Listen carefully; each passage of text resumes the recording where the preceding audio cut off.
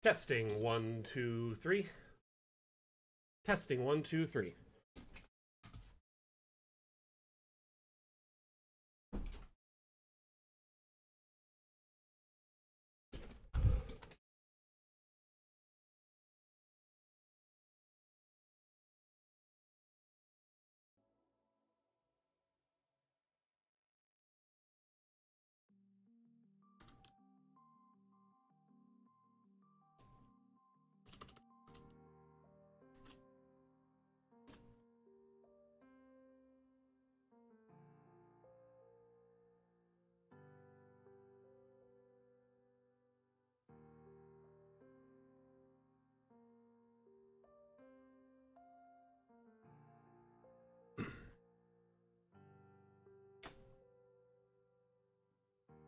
Chatbot crashed. Let me reload that.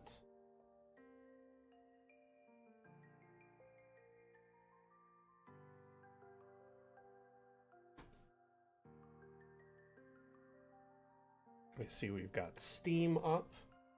We've got TikTok up.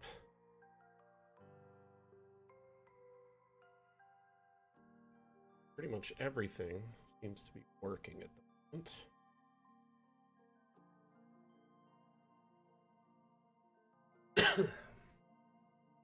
Just got to make sure this audio is working.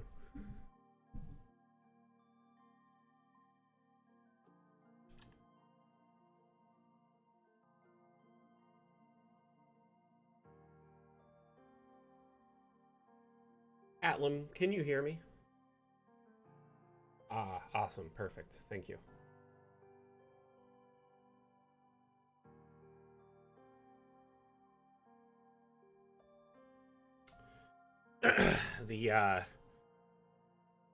As you predicted, and I predicted, the daylight savings stuff is already starting to cause issues with scheduling.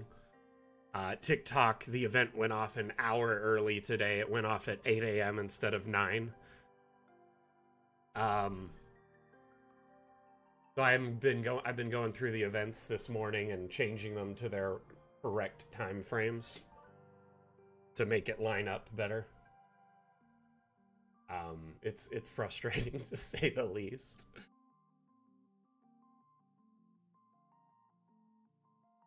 I mean, it's just silly stuff.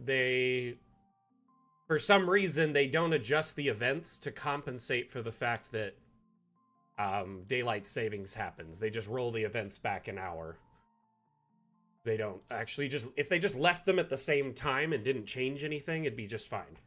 But it shows it was supposed to be at 8 a.m., but it's always at 9 a.m., so they just had to leave it listed at 9 a.m.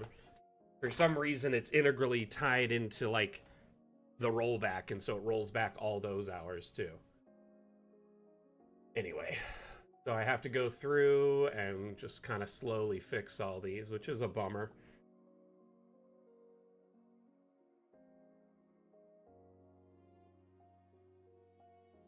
It also deleted all the art. Oh my gosh, why does TikTok, like, hate me so much? Or not TikTok, Discord. My bad. Okay, so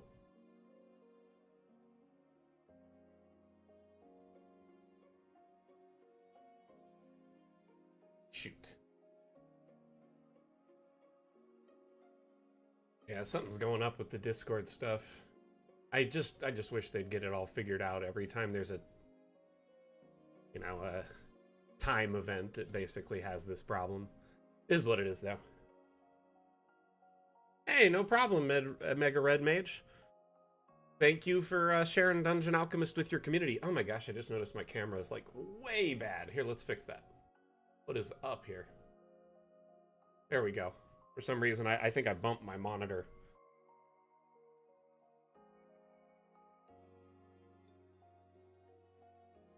How'd the rest of your stream go? And again, sorry for interrupting. I honestly, I love popping in, saying hi, showing support, but then it, without fail, whenever we drop in somewhere, it derails the campaign for like 5 to 10 minutes. And I know your players are probably just itching to blow stuff up and shoot at it and stuff. So, hey, Jack, how have you been, buddy? Welcome back. Hope you're well.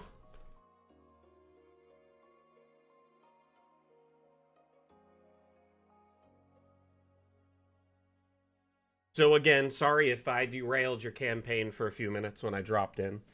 Um, it has been a minute, Jack. What you been up to? So, welcome one and all to the stream. My name is Mac. I'm the community manager for Dungeon Alchemist. Dungeon Alchemist is a map making software and immersion utility that is available on Steam. It allows you to build maps for your tabletop games, primarily in a fantasy setting. So it does really well for, Dungeons and Dragons, Pathfinder, etc. That being said, you can dive into, early Western or some minor kind of steampunk aesthetics with just our stock assets. Additionally, we have tools that allow you to download assets or even import assets directly into your collection. And our community has began sharing assets that breach into different aesthetics. I mean, here is a tank. Here, there's sci-fi stuff, cyberpunk stuff, modern stuff, all sorts of different things that can allow you to expand your library into different themes. Now, this isn't necessarily a perfect solution, and at some point after we leave early access, we plan to offer different themes, but for right now, primarily fantasy. Anyway, we're focusing on building a map today. It's Mapmaker Monday. So throughout the stream, I will be working on this map that we've been kind of building over the last few Mondays. Been learning how to drive? Dude, I'm proud of you. That's awesome. It's never too late to learn how to drive.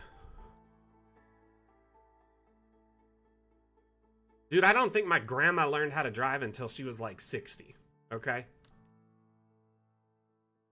It's kind of hard to estimate when early access will be done other than when we've, delivered on all the stretch goal updates remaining on our roadmap.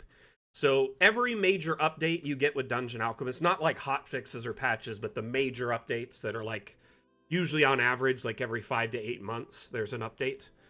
Those mega updates are stretch goals. They were promised from our Kickstarter campaign. The Kickstarter is how we got here, right? It's how we got our footing and we're able to have such a successful, early access launch. Now, with that in mind, we've delivered on many of the stretch goals from our Kickstarter, roadmap. Our most recent update, Magic, was a big success. A lot of people really enjoyed that update. Our next update, Fun with Objects, is looking to launch Q1 2025, so sometime, after the end of the year, beginning of next year. The update will include multi-level, roofing, etc., incorporated in the room generation, so you'll no longer have to do that by hand. It'll be a big jump in room generation technology. So early access is essentially ending once we've delivered on all our remaining stretch goals. So right now there's 5 left. The next one launches Q1. So you're probably looking at this point, maybe 2 years before we leave early access minimum. Yeah. Here, let me get you the roadmap real quick. Yep, thank you, Atlam. I was going to ask, actually. So, for those just tuning in, we've been building this map for, about a month now of Mondays. We do it, for about... We get about a half hour to an hour of building each week because we answer questions. The streams run in AMA format, which means ask me anything. So as long as you have questions related to Dungeon Alchemist, feel free to hop in chat, let me know, and I will do my best to answer your questions and provide support for you. So if you need any assistance, guidance, have any, feedback, suggestions, etc., let me know and I will do my best to help. Hey, Callie Syke, how you doing? Welcome back. No, you can talk about 5e mechanics. I love talking about, homebrew, session prep. We talk about all sorts of DM stuff. and good ideas and best practices for DMing.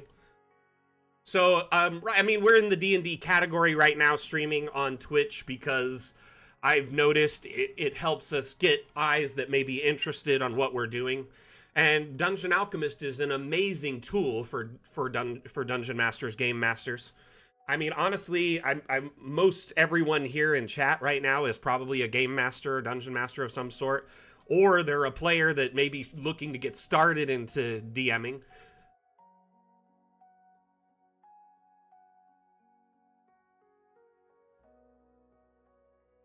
So, this map we're focusing on is a massive ancient cemetery. The map, when all said and done, I'm not even sure on the end size, but right now we're 82 by 82. We have the entry point, and I built this kind of perpendicular to the grid. I don't know why I did this. I was just being a madman, but I'm having fun with it. So we've got the entry road, and then here we have the first kind of area of the cemetery with some kind of mid-level graves. Nothing too fancy. I'm probably going to put some like minor pathing dirt kind of that has been walked through a lot more, and put little items on the graves, or maybe more freshly dug graves. Right here we have a more fancy kind of private gated area, probably an affluent family or maybe even royalty. So let's see here. Mega Red Mage. Do you have a recommendation for a VTT that works best? I currently use Foundry. So can I ask you a question about your animated maps, Mega Red Mage? Yeah, what are your export settings? And how big is the map? So Foundry, all virtual tabletops have limitations. And by that I mean how big of a file you can import into them, right? Max resolution, and then you also have on the back end a lot of things that DMs don't consider, all your players' possible issues. So you have, ISP issues. Do they have a very bad internet provider? Is their internet throttle them, or do they have a limited data plan, or is it just really poor internet in general, like speed-wise, because they're in a bad area or just a rural area? That's one thing to consider. Next, your players' computers. If one of your players maybe has an older machine or that isn't that powerful, if all your players aren't necessarily gamers, streamers kind of set up there, you might run into issues with a larger map. You always want to consider the weakest link in the chain, right? And make sure the maps load for everybody effectively. So here's some tips to help you with that. With animated maps in particular, all virtual tabletops are going to struggle with this. Foundry does pretty well. Fantasy Grounds does pretty well. I actually enjoy Foundry for animated maps a lot, and I've had success getting maps up to like 100 by 100, but I usually stick to 60 by 60 or less for animated maps, mainly because that keeps the file size small, okay, which means decreased load times, ping times, etc. Every time I make an animated map, I also export a still version of the map and create a backup scene of said map. That way, if one of my players can't load the map or multiples, we load into that one. It could not even be the map that's having an issue. It could just be a connection problem. It could be a bad thing that night with the Forge or your hosting solution that night. It could be any number of compounding factors causing this. And that's all what you have to take into account when you're hosting a game. Is that R.A. Oaks? Thank you for the follow. Welcome to the Damn Fam. Hey, Lord Rev, how you doing? Right? Isn't Mapmaker Monday the best? It's one of my favorite days of the week, too. So, always consider exporting on a lower setting. And I know this seems counterproductive. As your DM, you want the highest quality, right? But high quality means larger file size. If you export at 72 DPI versus, say, 150 DPI, the file size is less than half.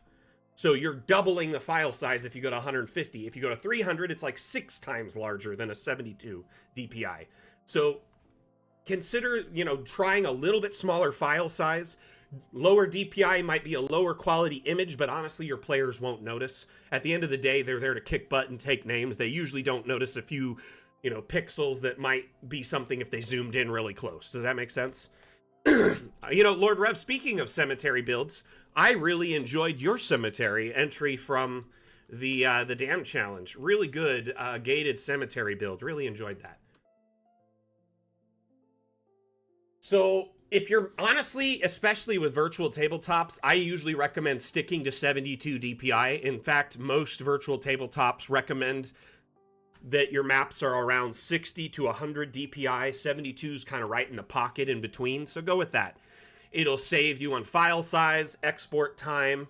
Like it'll take significantly less time to export a video export if you do that way. And more than likely your players will be able to load it. If you're playing locally on a TV tabletop, go ahead and go 150, 300 DPI. If you're printing it, go those higher numbers. And I know it's like you're looking at 72 and it says low quality, and you look at the next one that says high and extra high quality. It's like, why not give them the higher quality? It's free, right? But at the end of the day, it does cost on the back end if they maybe have a weaker performing computer or internet provider. So I honestly, and I don't mean to shift the blame here, but I think you could change a couple settings and probably get a much better improvement and performance with animated maps. Okay, so this cemetery here.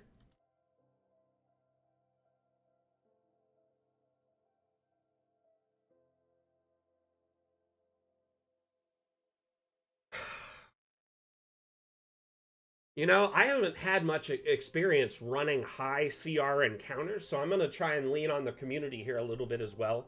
So, and feel free, everyone, to chime in on this. I'm going to read this out loud. And I'll do my best to try and answer this too. But Lublancan on Twitch says, okay, I'll shoot my question. We'll see what happens. So I need to create a mob swarm of wraiths. And another of shadows. Should be CR 15 to 20. I've read some articles regarding this, selected a monster of proper CR I could remake into a mob, but I can't for the life of me find definitive answer on how to build such a swarm mob. So, it seems like a lot of people have different ways to do it, and that's probably because there isn't a definitive answer in the books. What I would recommend first off is get familiar with rules for like group, like rolling as a group, for their actions. Sorry, I'm kind of like all of a sudden kind of feeling a little flustered here, but 1 second here. Oh, okay. So Atlam says, have you checked Kobold Fight Club? Their encounter builder has a setting, I believe, for swarms. Okay, that's good. So I do know that one thing I've noticed that a lot of DMs forget to do when they have like swarms or groups of mobs that are supposed to be, they're supposed to share initiative, they're supposed to share their action. So they all roll and go at the same time, right? And a lot of DMs, I don't know why, I've seen this many times on many tables, they'll forget this, and this really does slag things. And I know you're probably already knowing this, seeing as how you're running a high-level encounter. But this kind of goes for everyone listening in. Definitely consider, just making sure that if you are putting a swarm together of this capacity, that it isn't going to, completely gank your players and do a TPK if they're grouped actions. That's one thing, and you have to kind of do the math there. There's some encounter calculators, but I find they really aren't that great at high-level encounters. They seem to thrive at lower level. Oh, Mega Red Mage. That is great. Okay, go ask ChatGPT to create a CR 15 to 20 Wraith Swarm. It works great. And I think, honestly, ChatGPT can be a very valuable tool if used correctly. And, I know some people have a stance against AI, and that's fine. Having a hard stance against something is your personal preference and opinion. I do understand, some people do not care for certain AIs. Me personally, I love to use ChatGPT to compile data. So I'll put in like a bunch of text and have it put it into like a bulleted list. Or I'll have it proofread things I've written up so I get a second set of eyes on stuff. Like I'll take a bunch of text I've written up in like a word processor, send it over to ChatGPT and say, hey, can you proofread this for me for grammar and flow? And it's really helpful in that regard. But I've never considered even asking ChatGPT to do an encounter, to help with an encounter. In the past, though, I did use ChatGPT to help me create like an entire set of like homebrew information. So I'm building a homebrew world, which I have the name of and a bunch of cities and like a bunch of NPCs and like a bunch of like, you know, localized flora and fauna and stuff like that, and culture and lore. And I fed all that data into ChatGPT and I told it a bunch of rules. And I said, using all this information, could you help me create a list of hundreds of names that I could use for potential cities and towns and settlements? Could you help me create more flora and fauna? And some of the fauna should be harvestable and flora, you know what I mean? And flora, and some of the fauna should like attack you, or you know, there should be interactions of that regard. If it does attack you, I need stat blocks and stuff like that. And it was actually pretty impressive at doing that. Now, granted, I didn't use a lot of this information, but it was a good resource to kind of get like inspiration from. So again, I think leaning on a tool like that might be a good idea. There are encounter calculators and stuff out there, but I'm not familiar with any that works really well with high level encounters. Is anyone else out there that might have a recommendation for that?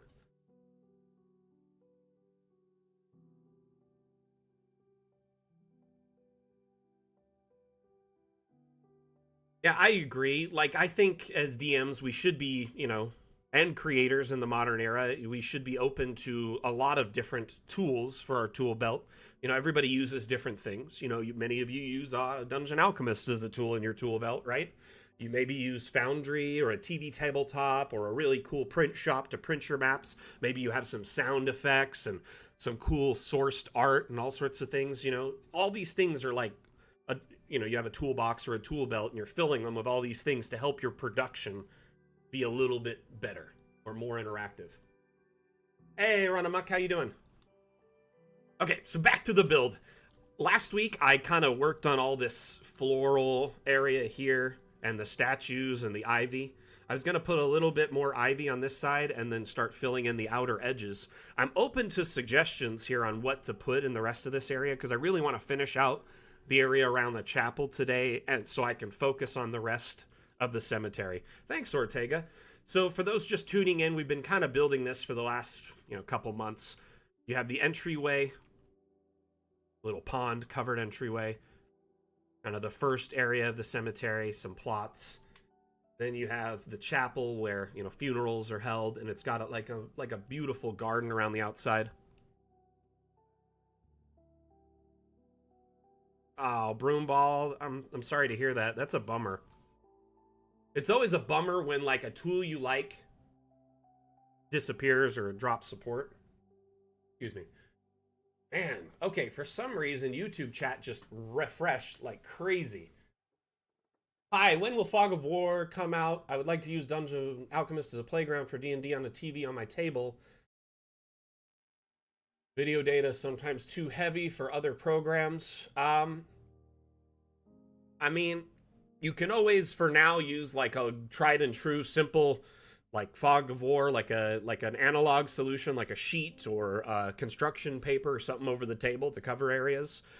In game, something that's not as video heavy, you can actually just cover it with abstracts. So an abstract is a single object that you can just insert like a graphic into or a blank color. Show you what but at the end of the day, I you know, a lot of people have been asking for Fog of War, and it probably likely won't happen until we leave early access. Features like that weren't promised as part of our Kickstarter, so there are additional features that'll likely be added after we leave early access.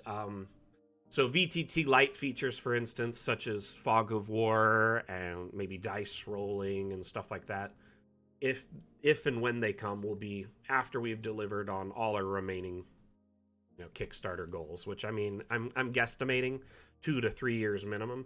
Now, I know this doesn't look perfect. You can always just insert an image into this. Now here I kind of just made like a simple Fog of War. Not perfect, you know, I could do several boxes instead of one big one. It's kind of just a simple solution for now. You know what I mean? I'll be honest with you though, Dungeon Alchemist is really great at being a Fog of War by itself if you simply just reveal as they move. You know what I mean?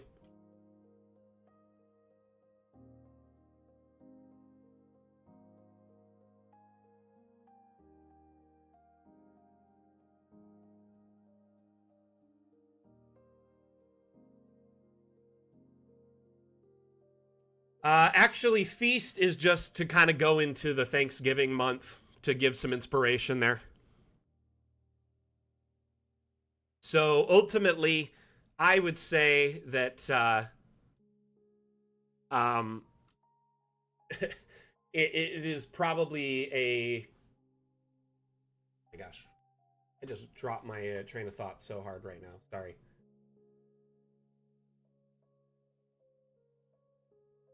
But yeah, it'll be a while before we have Fog of War, so it's a good idea to try and come up with some stuff now that'll work around that. If you're playing in person, honestly, one of the most clever ones I've seen is DM took and got like a big, you know, those big sheets of construction paper or like the poster board for like science projects at the store. They got one that was like black and one that was brown, and then they drew shingles on it, right? Like roofing, and they cut it out to the shape of the roof, and they put it over the roofs in certain areas. And then when the players, if the players went in there, they would just peel it back. Additionally, they would just use the map itself and the like what they're revealing at any given point as the Fog of War. So they've got the tokens on top of the TV, and then they slowly reveal the map as they go. Remember, you can always hide the UI and have the grid on so you get as much screen available as possible. You can move your mouse off screen and still use your keys on your keyboard to navigate without touching or doing anything. So you can reveal it as kind of an impromptu Fog of War. But to be honest with you, I do hope at some point we offer it. But the best solution right now are like either analog ones or using like a virtual tabletop in tandem in your local play. Like you could use Foundry, feed your maps into Foundry on the TV tabletop and have Fog of War that way. There's tools that allow group Fog of War so they share one vision, and as they move, it just kind of reveals it. Something like that. Okay, again with the dam challenge, it's Feast. Honestly, it's a loose interpretation. Feast can be whatever you want. You could make it gory, you can make it wholesome, anything in between. We're just doing a themed one to kind of get into the month of November, so people have some maps that might go with themed one shots for this month. That's also part of the reason we did two kind of horror themed dam challenges last month, to allow for the maps to be more useful in your personal play. Oh, thank you for the heart. Much appreciated. Much appreciated. Okay, you use magical effects to cover my... That's a great way to do it. If you have a computer that can handle it, by all means. The effects here, you can go in and do some, like, black smoke. It works good, but it does take a minute to fill in everything. But at the end of the day, it is very resource heavy.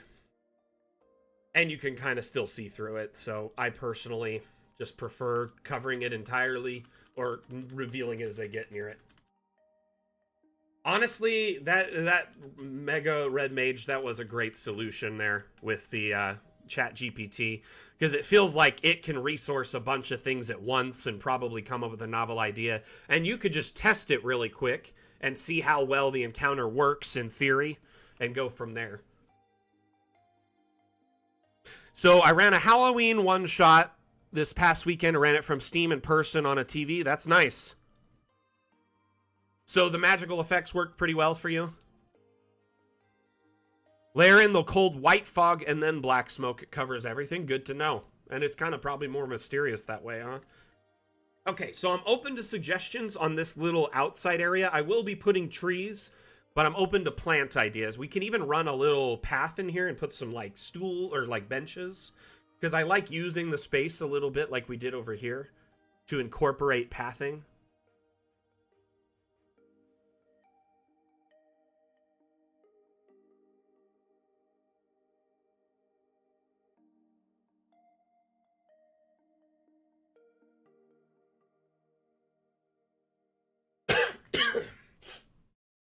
Do I have any topiaries?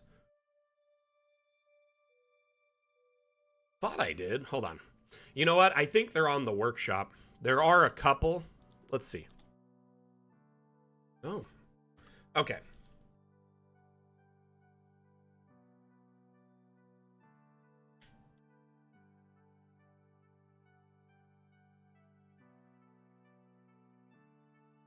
Gosh. Okay, am I spelling topiary right?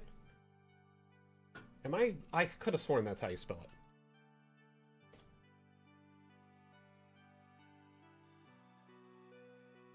I'm just gonna search this. Darn.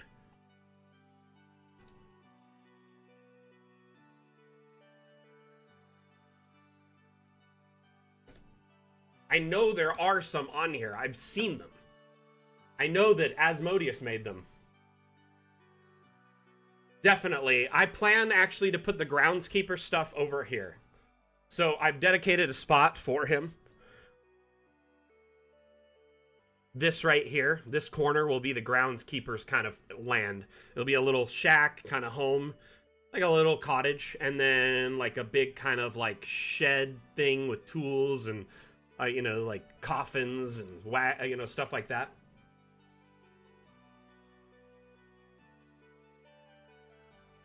But I can't remember how he misspelled it. That's the problem. And Steam's search is awful. Hold on, let me see if I can find it.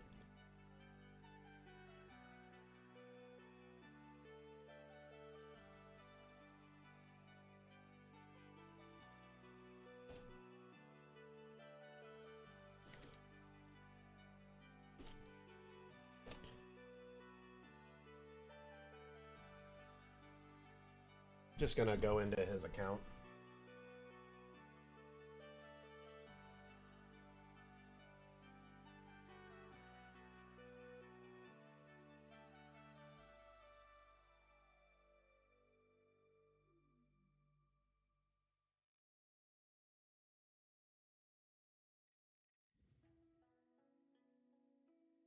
I told him about this too, but there's so many, it would take him so long to change them. 1 second, I'm gonna find it.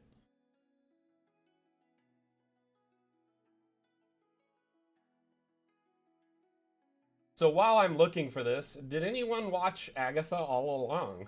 And if you did, what was your initial impression? Just good or bad, 1 to 10. You know, because the Halloween holiday just wrapped up. I figure a lot of people were watching it.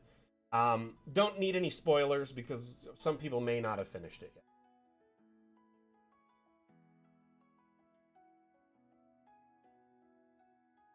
I'm gonna find the topiaries.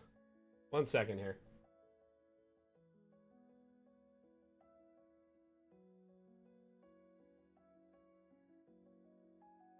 Darn it, it better be in this name. No! I don't think it's on this account. I just searched through his account. And because he has 2 usernames on... Asmodeus, are you here? Darn it!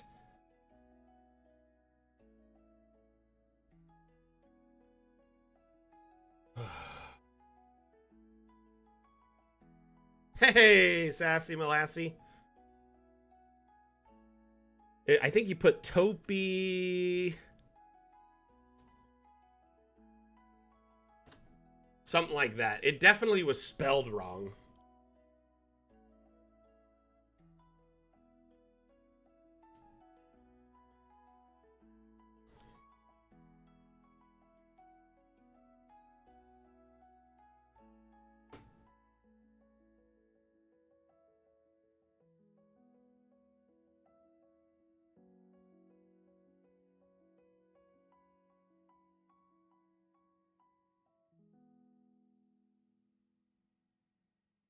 Definitely not that one.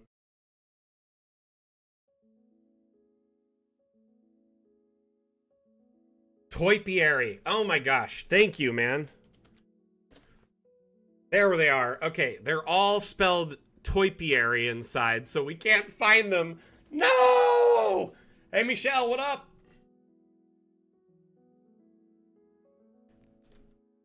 Now, listen up. Here's the story. And there's not a collection of them. I am definitely going to make a collection of those. You know what? Let's make this a teachable moment for our community, shall we?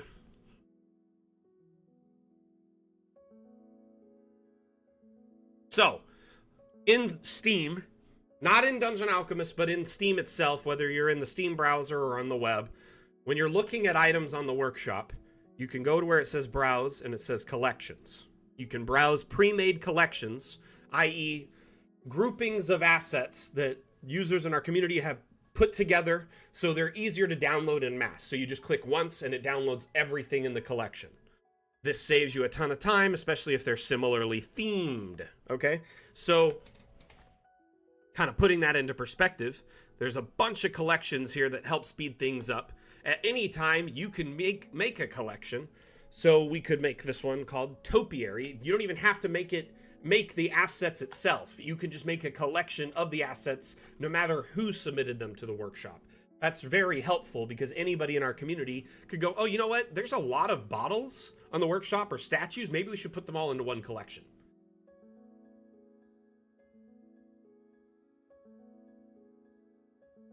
I did try searching plants, unfortunately. Callie, so I have mixed feels about it. One thing, I felt like some of the storytelling mechanics were just kind of a waste of time. But I am excited for the setup for the prospect of, you know, whatever, I guess, future content.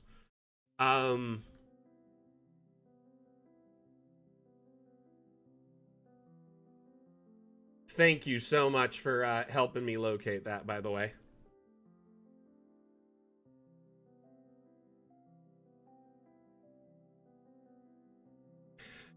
You know, that would be a lot of work to find all the assets that are okay to use in other maps. But, man, that would be a really cool collection, wouldn't it, Lord Rev? So, let's open the asset browser. I'm going to find a few topiaries.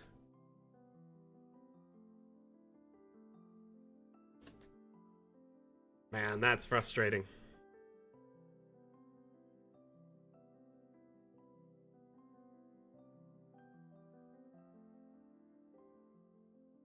Oof, that's a big asset too. Maybe a sheep. 2 pairs of hands. Right? What did they say? More hands make less work?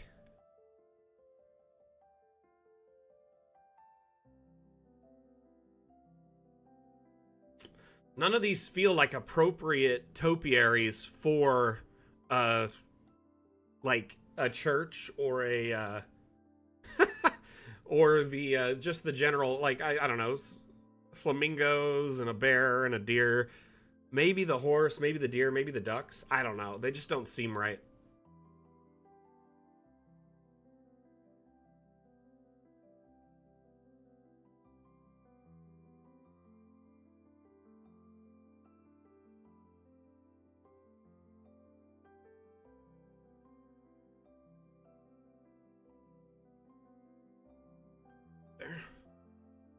It's kind of a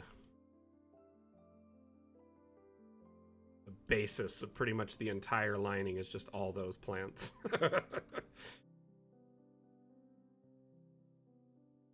Okay. So let's start with the trees. Already did one willow. I'm not gonna lie. The thing is kind of a hog. It's taking up a lot of space. Bigger. I like the trees when they kind of overhang the fence. A little bit smaller.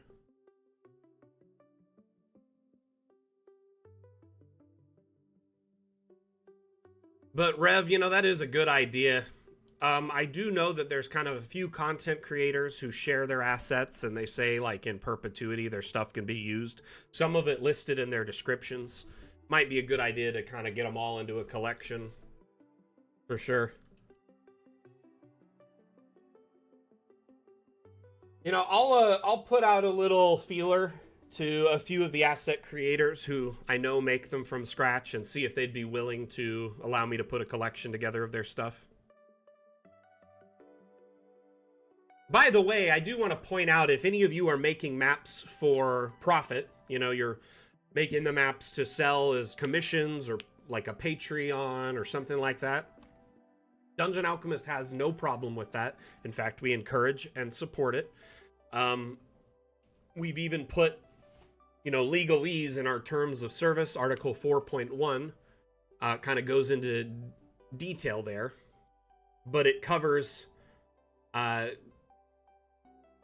more or less what it says, that if you are using Dungeon Alchemist to sell your maps, anything up to 100,000 in annual profit turnover, you do not need to worry about reaching out to us or getting any kind of commercial license or special agreement. So basically, with that in mind, you don't really even need to worry about reaching out to us until you have 100,000 in annual turnover with map-made products. So let's say you're selling a campaign book from a Kickstarter and you raise, 12,000 or something. Don't even need to worry about a special license of any kind. But if for some reason down the road you sold that book, like licensed it to, say, Wizards of the Coast for $1 million, then maybe you got to get a commercial license. Does that make sense? So ultimately, or if you were making some serious profit from maps, then you had like 10,000 Patreon subscribers, that would be a case to reach out. But ultimately, we have no problem with you reselling your maps using Dungeon Alchemist. You do need to be careful once you start grabbing assets from the workshop, because you don't own these, we don't own these. So the users that make these assets, some of them will link in there. It says free use in Dungeon Alchemist, can be used in maps intended to be sold. So for instance, Swedish Cook, Sack, a few others, they'll make assets and say they can be shared in that way. I kind of just threw out an arbitrary number, but I mean, if you had 9,999 and we're making 100,000 in profit, then yeah, it's the 100,000 in annual turnover, not the amount of subscribers. Just pointing that out. But honestly, the first person in our community that does that, I will be so proud of them and happy for them. I'd probably ship them a bottle of champagne to celebrate or something, because like, that's mad props for having so much success. Like, I honestly feel like we'd only benefit each other from being helpful to each other in that regard, Hey, Stratus, it is your Hobgoblin. I actually featured it in the Cartomancer Chronicles a few weeks ago. One of them, like, probably the last 3 or 4 weeks. Hey, Ava, how you doing? So Broomball says, can you possibly make a workshop tag on Steam for those that others can use? What do you mean, a workshop tag? Like, I mean, technically, any asset you import... Okay, let me hurry and save this. I haven't done a whole lot of work today because we've been doing a lot of talking and teaching. But when you import an asset to the workshop, or a map, when you are creating an asset, right, you fill out information for it. There's keywords, the name, right? These are tags for the item. Okay? So the description for it also is every word in that description, and the title is a tag. So those are all searchable terms on the workshop. So one thing I can recommend is, in your descriptions for the assets and maps you upload, make sure you put your name in it somewhere, right? That way someone can always search your name and find your map or your models, your 3D models. I think the only thing you can do within the Steam architecture is to create a collection, and no one can add assets to an existing collection, but anyone can make a single collection. So it's kind of one of those things, like if someone decided, hey, I'm going to make a topiary collection or a hedge and topiary collection, then you could do that, and then anyone could download that collection, but no one can contribute to it. They have to make their own. That's kind of a limitation of the Steam setup. One thing I do think, though, is because it has certain things like favoriting and subscribing that are independent from each other, we might be able to use that to a degree, and allow people to maybe create a collection within DA itself by like favoriting stuff. So maybe if you favorited an asset, it would have your favorites over here. So at least you could browse a collection of your favorites.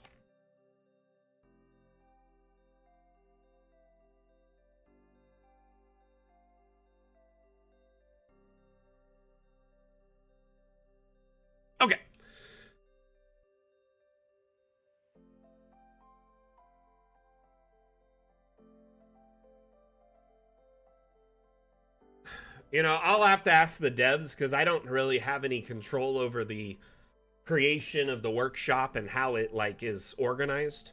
There may be a way to allow tags for specific things, and we could update the workshop to do that. Unfortunately, Broomball, I have no way of personally doing that, but I could, create like I think ultimately at this point it's kind of up to the uploaders to label their stuff as such. If they're okay with it being used, they can label it in the description. I do, like on my end, I could go through and create a collection of all those assets so everyone could, just download that collection and use it. But it's up to the end user who is making maps to make sure the assets they're using from the workshop are, free to use in that regard, like Creative Commons that can be used for that purpose. I can do a little bit of the footwork, but it is up to you, the end user, to make sure you're not using any, copyrighted material in your builds, so that way, you're not putting your product or your business at risk.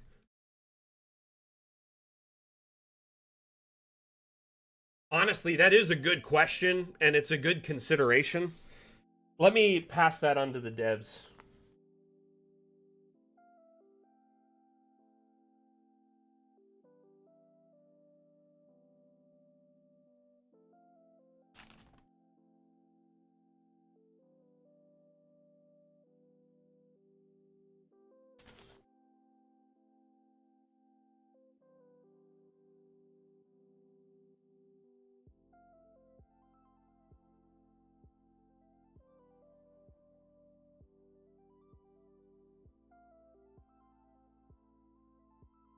Better sorting and tags for the workshop, because currently the only sorting is either map or asset, and then the asset type. So when you upload an asset to the workshop, you have the choice of setting the category in the existing categories within DA. So the asset, if it's from the workshop, can actually be in one of these categories, which makes it much easier for people to find. As an example here, like these assets here, with this icon, the little cloud with the down arrow, that means it's from the workshop, and it's actually sorted into the category. Like these Palisades, I uploaded them and actually put them in these categories so they'd be there. Thank you for the hearts, TikTok. Much appreciated. Much appreciated.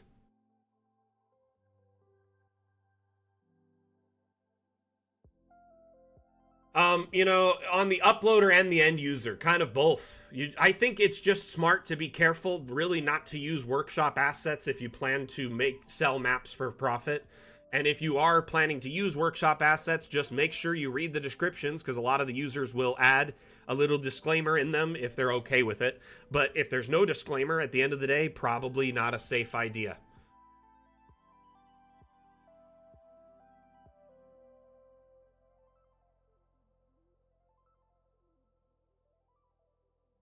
So right here, this one from SAC, can I use this asset in commercial works? You certainly can use these models under the CCO license. There are no restrictions in how you can use the assets. So essentially, you just need to credit the creator with a,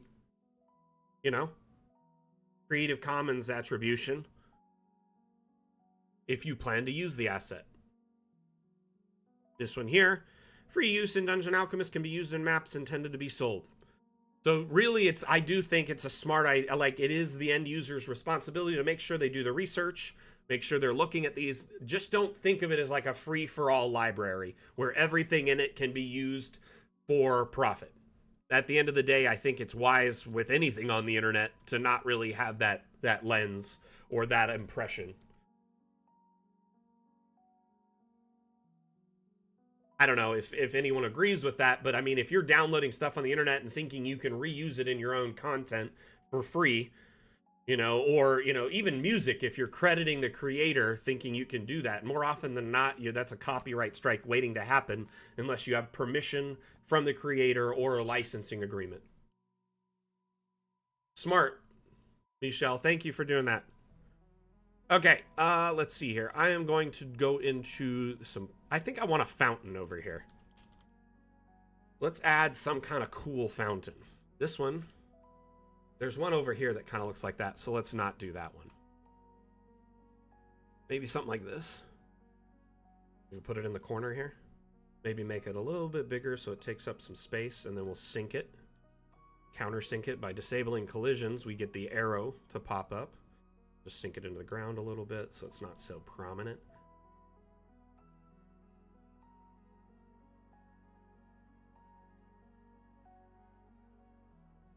You know, and Steam also, when you start uploading to the workshop, they make you agree to a, you know, a TOA, terms of, or terms, TOS, terms of service, stating you're not going to upload or share anything that is copyrighted material too. So there is a certain kind of a responsibility that is borne on the user uploading content.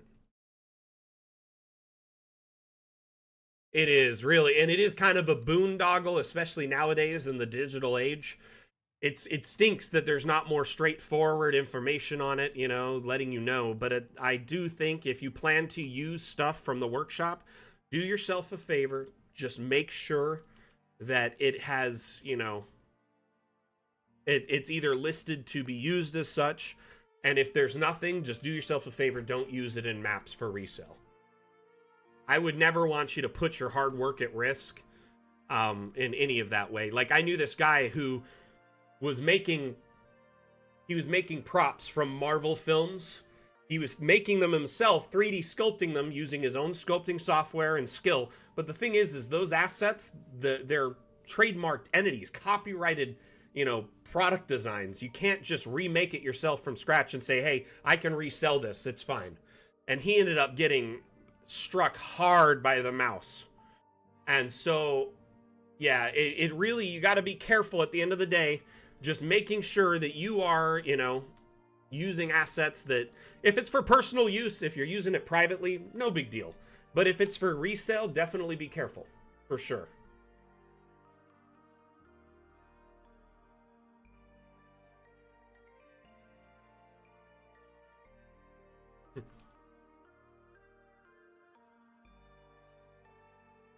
Yeah, honestly, Broomball, I will ask the devs to see if there's better sorting options or maybe even tag options that we can add to the upload process.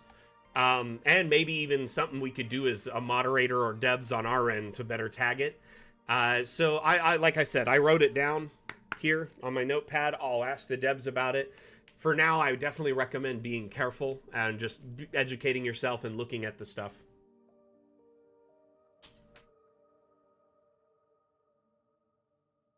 Disney and Nintendo, when it comes to their IP, they do not allow people to infringe it at all. Like, you definitely are putting a target on your back if you are messing with those two IPs in any way.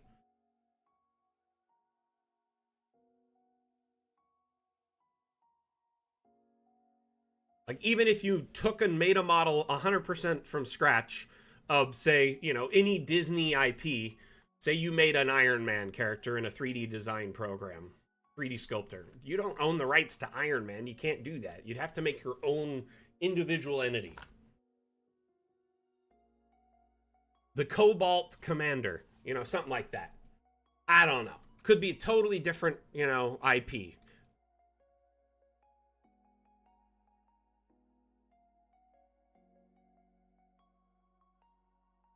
But Broomball, that is a legitimate concern and question, and I am sorry I don't have a better answer for you right now.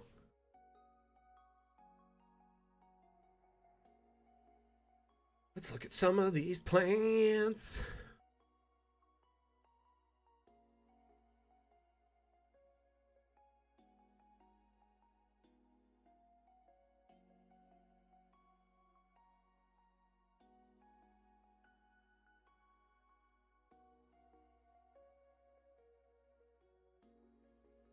Hmm. Hmm.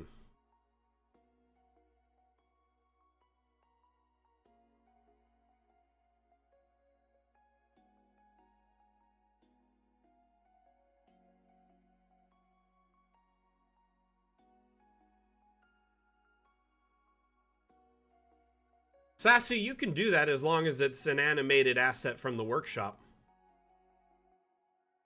So for instance, this bee, I know for a fact, is animated.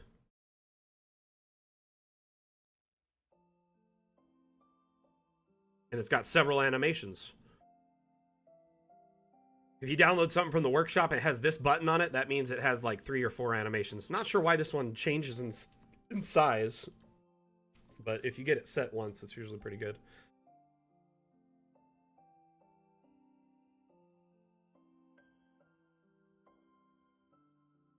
So there's a few animated tokens and objects on the workshop, and you have the asset importer where you can import animated assets.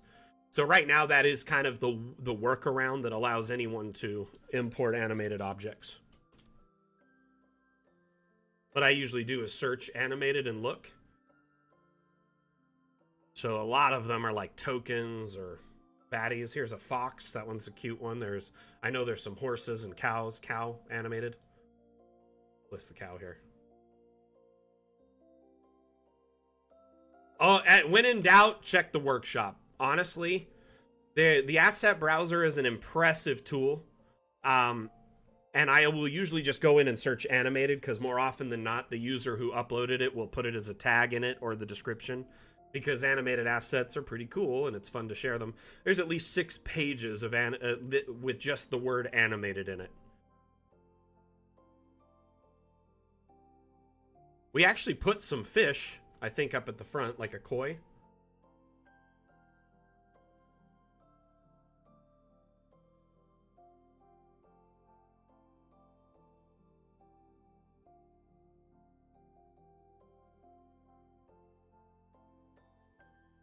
There's a few in there, just kind of chilling out. Lublin can, I wouldn't doubt it. I've heard of them, like, they just, like, if people had, like, superheroes painted or Mickey Mouse painted, like daycares and preschools and stuff, no way. They won't allow it. Not gonna happen.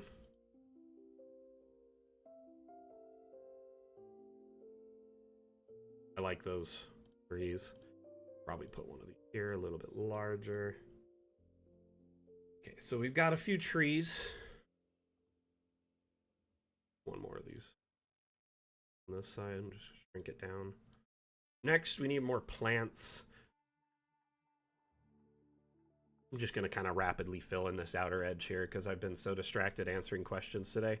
Do not mind answering your questions, by the way. It is honestly my honor to answer your questions and make sure you understand Dungeon Alchemist and, you know, are better prepared to use it and make the maps you want.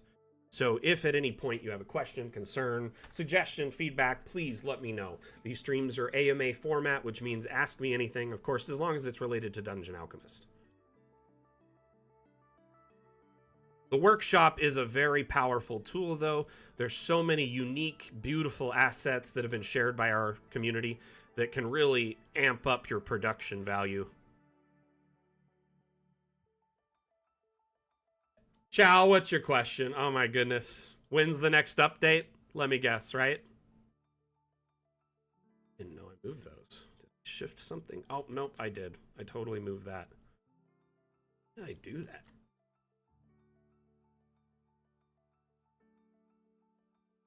How you doing, Chow? What you been up to, my friend? Miss you around these parts.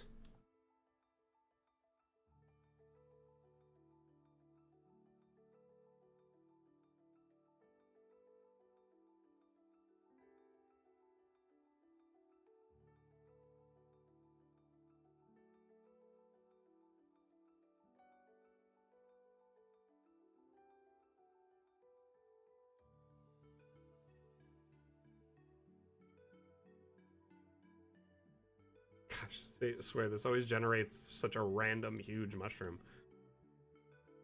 Put a few throughout, just so they're kind of there.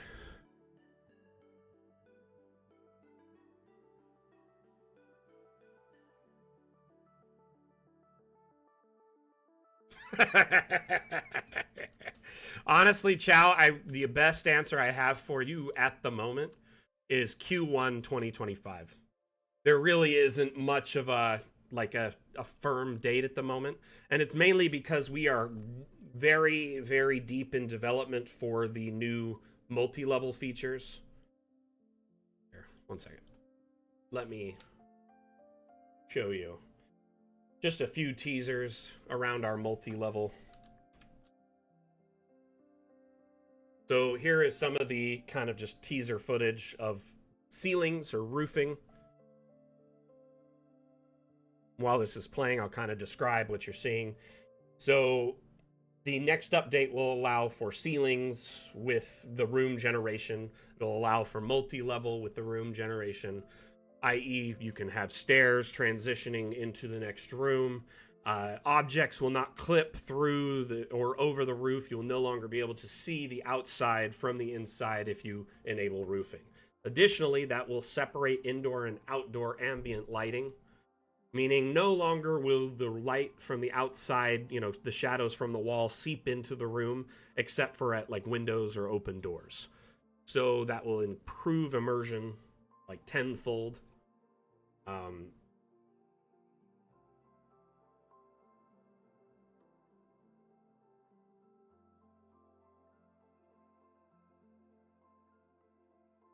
All this footage you're seeing, by the way, very much alpha, beta, work in progress. A lot of it isn't necessarily complete or looks funky. You can see at parts where things clip or float or don't work correctly. It's because we are basically going through and depreciating and updating and changing assets to make sure they work within this system. So a lot of our pillars, windows, doors, things like that have to be changed and adjusted. Hey, Asmodeus, today we were looking for your topiaries, and they're misspelled as topiary, so it's impossible to find them on the workshop unless you search for the wrong term. Is there any chance I could convince you to go into those and change topiary to topiary and maybe add plants and shrub and stuff to the description so they're more likely to be found? If you could do that for me, I would be so grateful. Because it was so funny trying to find him today. It took me like 10 minutes. Cool. I'm not sure which account it's on either, so I'm sorry there. But I know you have like 20, 30 topiaries. But every one of them, it's just the name of what it is, like a bear. And then in the description, it says topiary. So it's like really hard to find unless you know exactly what you're looking for. So this is a teaser of a multi-level tower, kind of showing you how it'll kind of function. You'll be able to jump between the levels using the hotkey, the plus and minus hotkeys, I believe, on your keyboard.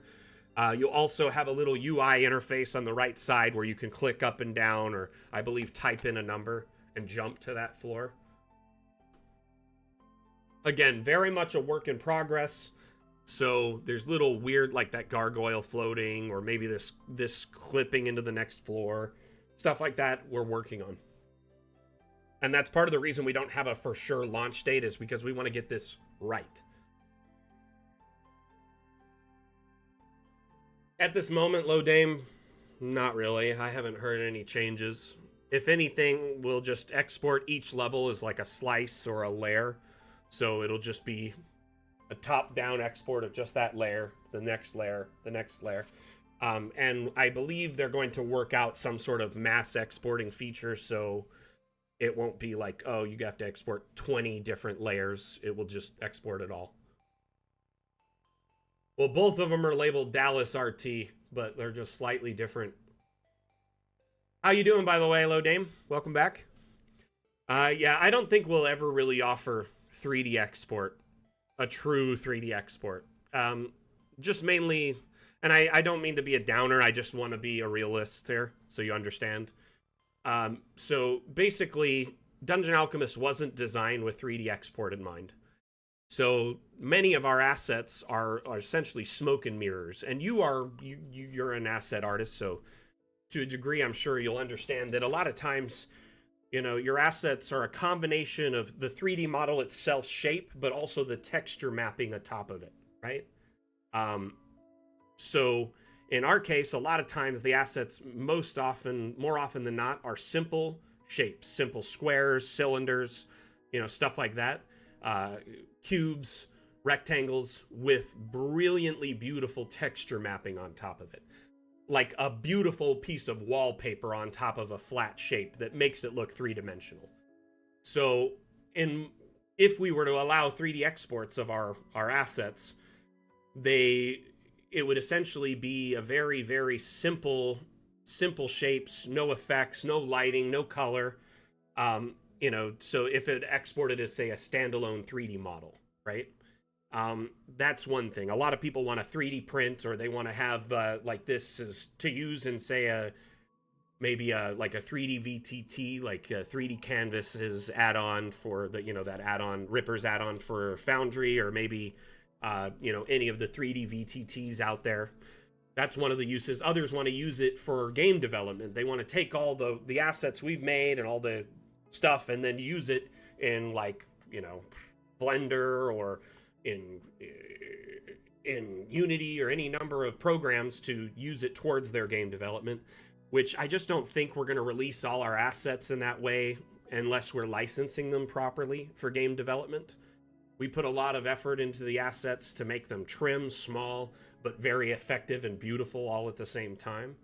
On our asset team, the artists are phenomenally talented. I just think at the end of the day, they don't want to, release all their IP to everyone to use in that way.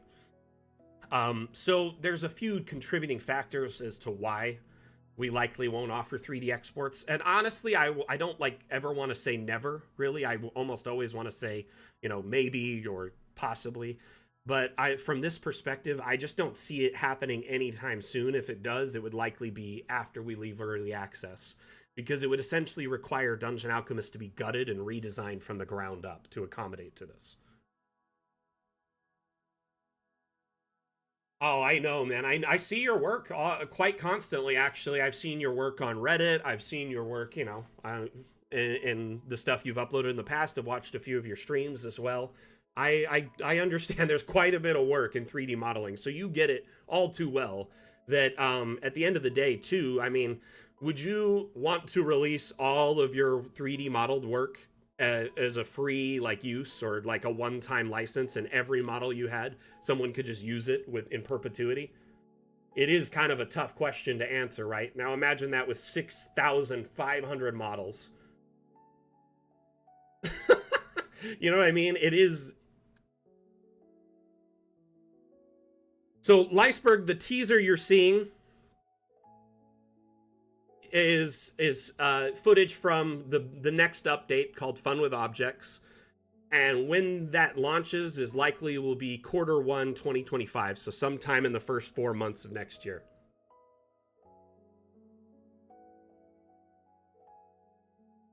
Got you. So you're pulling your are you pulling your models from like a source and then adjusting them? Is that something?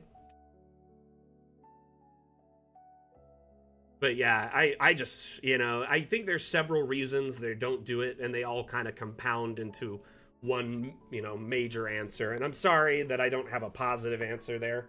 I wish I had a better one, to be honest with you. But I will say this, kind of going back to multi-floor. Multi-floor is definitely possible right now. You can build multi-level by hand, okay? And by that I mean, you got to know a couple of tools within Dungeon Alchemist, and you essentially stack objects kind of like Lego or blocks. This video, though, that you're seeing is teaser footage from our next update with ceilings and roofs and that stuff. Cartographer, yes, there will be a roof toggle. In fact, it'll be under the edit room tab of the AI room settings, and there'll be a roof toggle in there. When you flip it on, the roof will appear or disappear.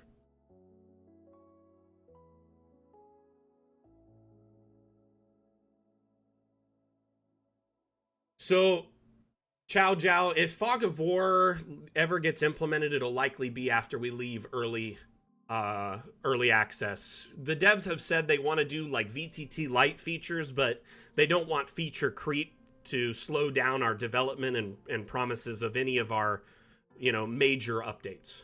Hey, Francis, how are you? Is that Highland Lass?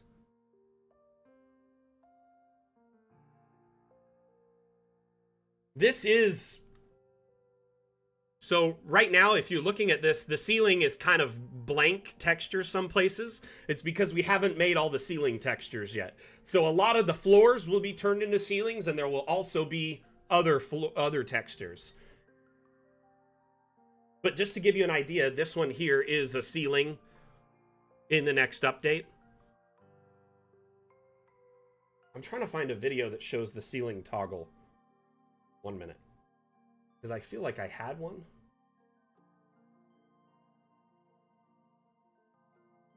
Ah, this one does it.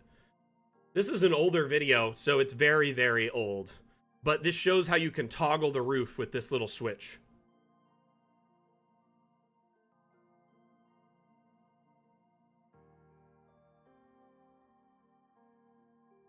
But watch what happens is the roof, essentially, there's like a little ledge that bumps up when you turn it on, and it raises the roof, so to speak.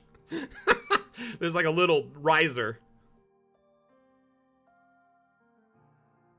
Yep, so when you add the roof, it extends the walls up to accommodate to the roof and to cover all the objects. And notice this little clipping, we're depreciating many assets to see, you know, which ones do that. We're resizing them so they'll generate under that.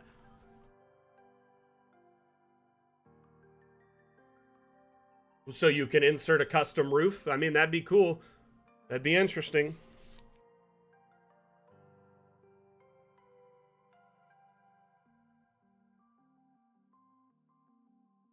I don't know if we'll have that at launch, but maybe an iteration later so you can import custom roofing, right?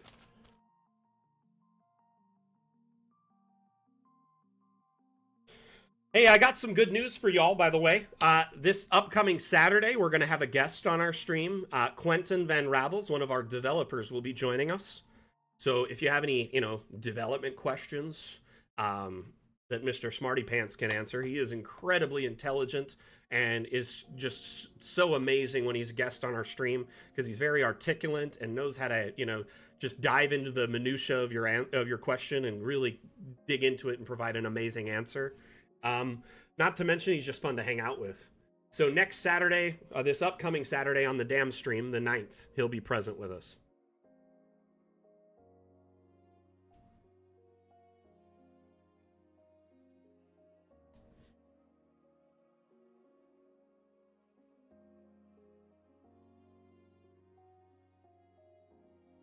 But yeah, I mean, right now you technically can import custom roofing now using either abstracts or the asset importer. In fact, the majority of roofing that is currently available is available on the workshop. Many different roofing options are here. This conical roof, the observatory roof, my wife made this and I uploaded it to share, and it's in one of my builds. It's actually a multi-level build. So multi-level is definitely possible, but it takes a little bit of work. Actually, let me open up.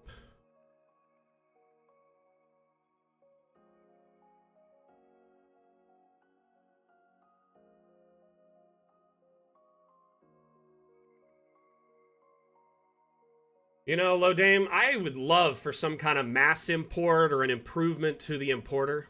I don't know if it would be a module so much as it would just be improvements to the existing importer to allow for, you know, mass imports and stuff like that. But at the end of the day, mass importing could be troublesome because they'll all be similarly labeled and tagged, which makes it kind of hard to distinguish differences.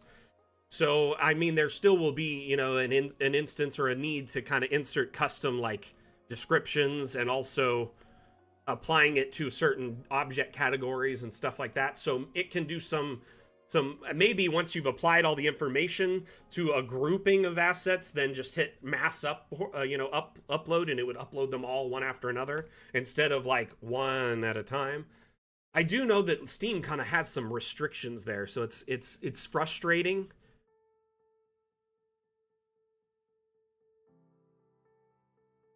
Lord Rev, no! Well, this map is on the workshop if you want to take a look at it. So you can kind of pull it apart and get an idea of how it looks. But the top floor is this here. The ceiling is a custom roof that's on the workshop. Anyone can use that. I built this in a way that it's pull apart, i.e. each level can be pulled apart as a single piece. And I did this by making sure that every object on that floor is literally on top of the floor of that room. So every wall, everything in this room is on top of this floor, which means it can be moved and rescaled as a solid piece. I did this so later on I can pull it apart, delete several rooms, and export floor 1, export floor 2, floor 3, floor 4. And another way that I helped myself is I made sure when I was building this that the whole entire build was on a snap point. If you hold control when you're moving objects, they'll snap into place on various grid snapping points. So every floor is snapped. All I had to do was raise them to the height where they match the floor above them, and we're good to go. So, few things are done to allow this to happen. First off, you want to disable object collisions. Collisions, when they're on, will not allow you to put objects close to each other. So just to give you an example, this rock, I can't put it next to the other rocks or inside of these rocks to make it look like a big, huge rock. If collisions are off, I can merge them together and it becomes a new, unique rock, a rock outcropping.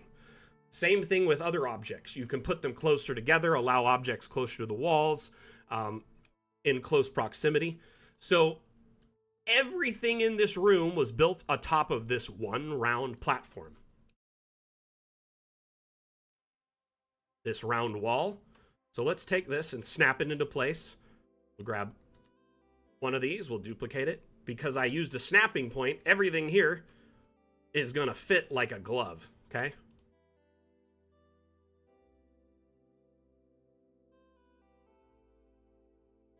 Remember, camera angles can kind of interfere sometimes. But now I've got all the walls. And then it's just a matter of filling in all the decor. And then taking this thing and raising it up to the correct height. Then, lastly, snapping it in above that floor. Because I snapped every floor below it, that means they'll line up perfectly. It's actually a really simple concept once you know all the mechanics. So disable collisions. This allows you to put objects closer to each other and raise them up and down. This also unlocks another secondary behavior. When collisions are off, objects can be scaled far beyond or below their normal restrictions. So you can use that to your advantage as well. Make city walls or barricades, etc.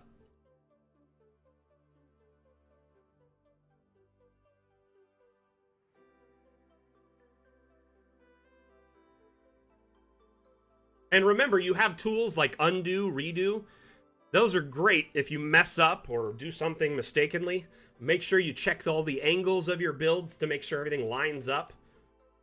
But this map, I built it with the idea that it would be navigable. So I can take a token and put it inside and walk around inside and kind of check it out.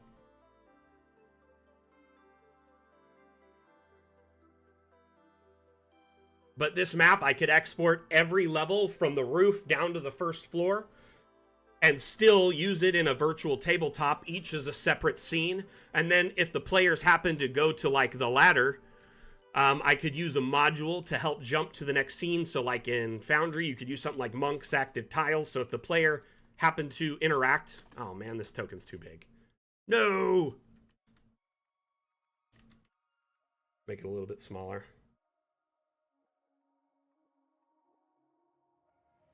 Got it. Hopefully we can go down the stair now. Yep. So we have the third floor. Oh, the top floor obviously is the observatory. Then you have the third floor, which is a bedroom, bathroom kind of area for the wizard. There's a token of my puppy Seymour. Some of you know him on the streams. Pops in sometimes. Here is the study, library, kind of alchemy, workshop space. And then the last floor is down here. By the way, all of these like flooring and stairs, they're available on the workshop in a collection that was shared by Swedish Cook. I worked closely with him to make sure these worked for this build, so they're navigable and the colliders allow you to go between the floors. It's a little tricky, sometimes you have to jump, but for the most part it works pretty fluidly. It's a very nice addition to the workshop. Yeah, no problem, Rev. I'm glad I was able to help. Okay, let's get back to the cemetery because I have done absolutely no work today.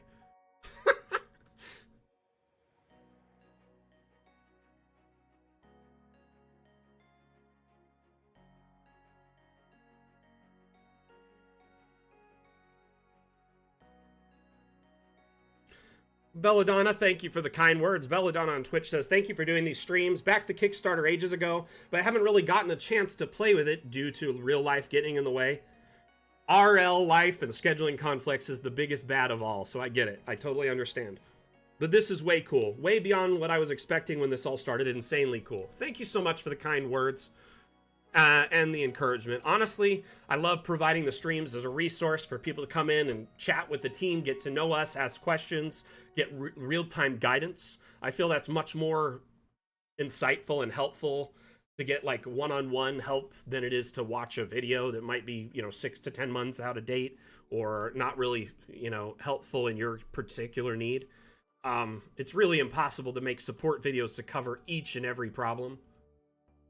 Honestly, I do love offering this as like a service. It's really, really fun to teach community members and watch them grow as cartographers, and make just more each week, more and more amazing maps. Watching you grow as map makers is like one of my favorite things. And I'm glad you're able to finally able to use Dungeon Alchemist and get into it. Remember, if you have any questions, feedback, concerns during these streams, don't hesitate to let me know, okay? By the way, if y'all have suggestions for the maps, I'm open to it too.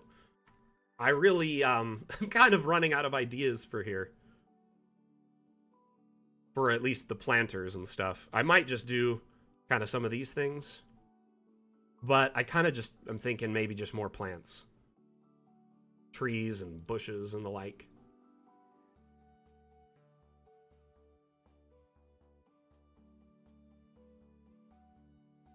That actually looks nice.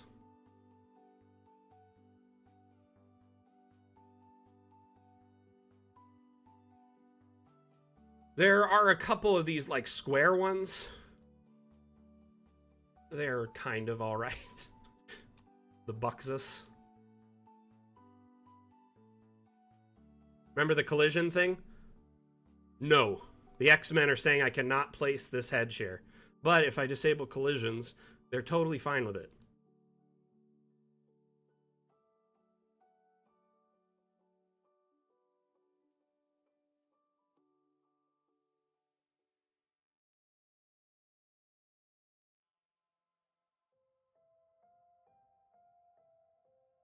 Here, let's try some of these plants. These look nice, actually.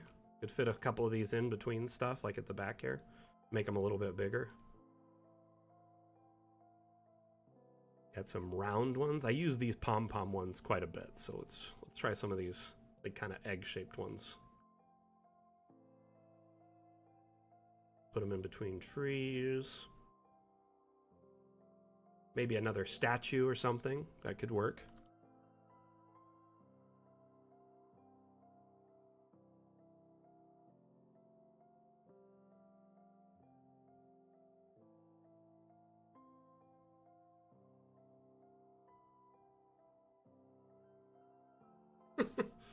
So we were looking for topiaries earlier, and there's really not many built into Dungeon Alchemist in our stock. You know what I mean? But there are a few that are like available on the workshop. Problem is, most of them are like animals you'd find at like a zoo, not necessarily something you'd find like here. So I just don't find them fitting for the setting. Thank you, Asmodeus. I appreciate you, brother.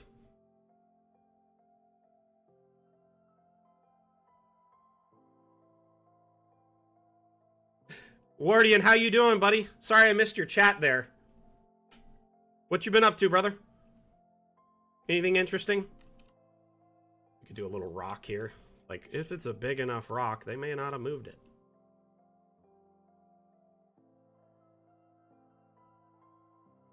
It just seems like a lazy solution. These are fun guys, so let's put them there. Hanging on the side of this. That actually looks really nice. We can put some of this Barrenworth here instead of ivy, because I've used the heck out of ivy. Speaking of ivy, I need to finish putting ivy on the building. I have a problem.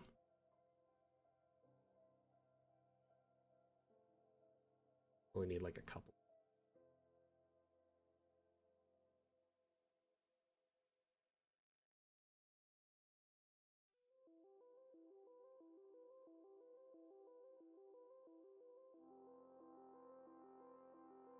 I've got a fever.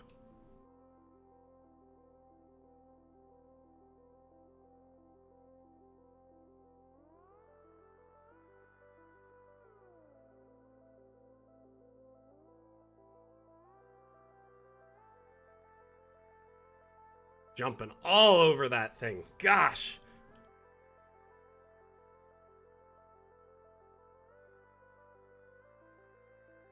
This statue is causing all sorts of problems. Okay, I think I'm finally done with the ivy.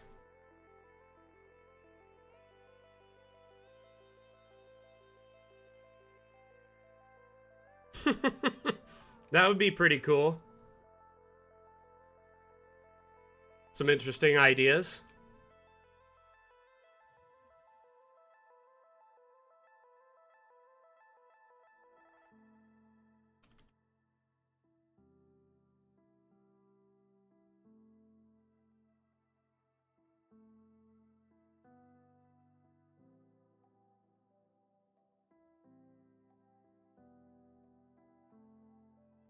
That's awesome, Run Amok.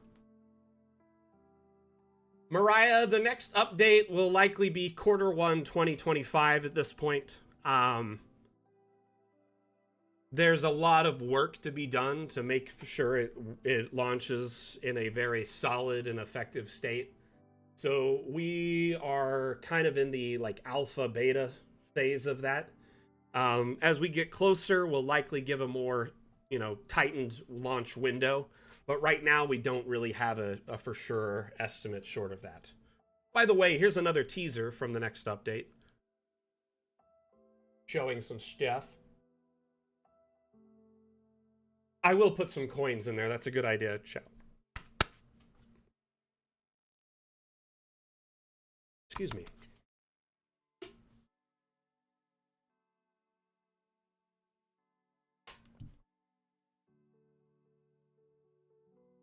Honestly, I spend way too much time on fine details, but I hope that me doing so gives you ideas for your maps. Like, at the end of the day, me doing a heavily detailed map is just, either community suggestions or me just kind of making something that helps you kind of catalyze your creativity.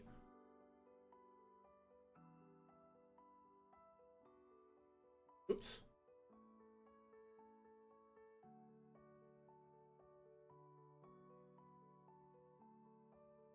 True. You know what I wish we could do? Hear me out. I've always wanted this, is to create palettes. You know how in like a lot of video games they have like in RPGs they have the toolbar at the bottom of the screen, right?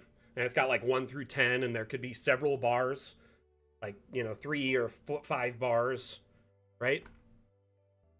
I would love that at the bottom you could drag items and tools, not just objects, but tools from the copy object properties, or maybe the object brush, or a specific object brush, something like that, so you can quickly grab it without having to go into the tool and select it. So at any point in DA, it would just be awesome that if you could make shortcuts of your favorite objects and tools. So I'm just imagining a bar down here at the bottom, and then let's say I like this Baronworth, and I could click and drag it down to the bar, like if I'm adding it to this, but I could put it in the bar, and then it would be there permanently, and I could just grab it from the bar without opening the object menu. Yes, and they're tied to hotkeys. So 1, 2, 3, 4, etc. Or Shift 1, Shift 2. So it plays like an RTS, or like a RPG where you can quickly access those things. But you could use that to your advantage by having a palette of objects in a bar. Like, this is everything you might put in a mine, so it's you can quickly access them. That's like a wish list feature, personally. Oh, a huge improvement in workflow.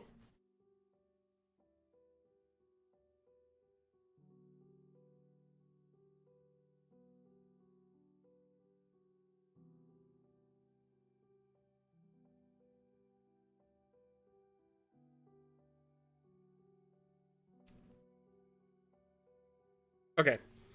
There was also a suggestion a few weeks back about a similar feature that is kind of in games like that, is the mini map. So when a mini map is in like an RTS or like an RPG, more often than not, you're way zoomed out, right? And it would be cool if you could click a small portion in a mini map and then jump to that part of the map instead of having to do this, like really slowly moving across the map, right? Or dragging to a portion. Imagine if there's a mini map that you just click that part of the map and then it jumps the camera there. So this morning, Geronimo put up a upvote for that, which means, you know, it's now the idea is materialized into an upvote that people can vote on. I also wrote it on a note list for my next meeting with the devs. They've been out of town at the FACS convention, so I haven't really had a chance to talk to them. But, oh, could you imagine?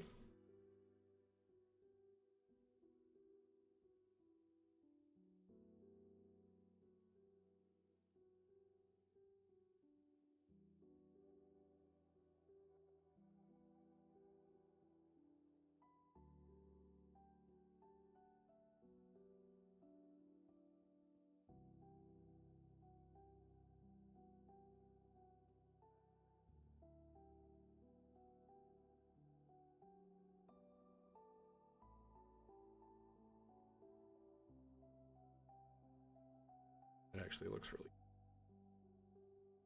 I like the good scattering that looks like the pavers are like laid out with purpose.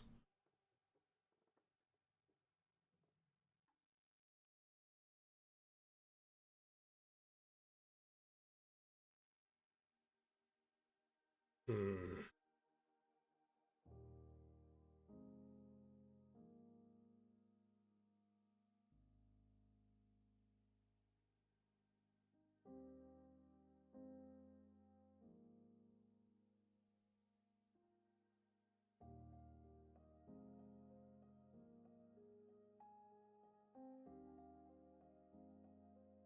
I think I'm just kind of line this kind of backspace here.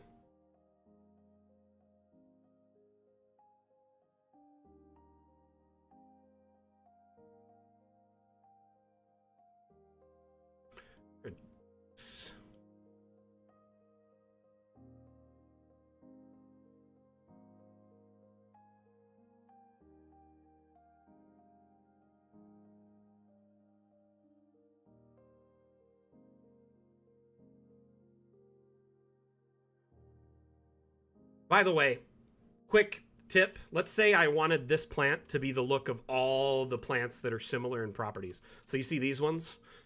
You can likely change every plant nearby to have similar properties. Let's see if this will work. Okay, that will not work. Okay, my bad. So I was assuming that these would copy each other. Let's try a basic one without it. Watch. Let's see if this will copy to that.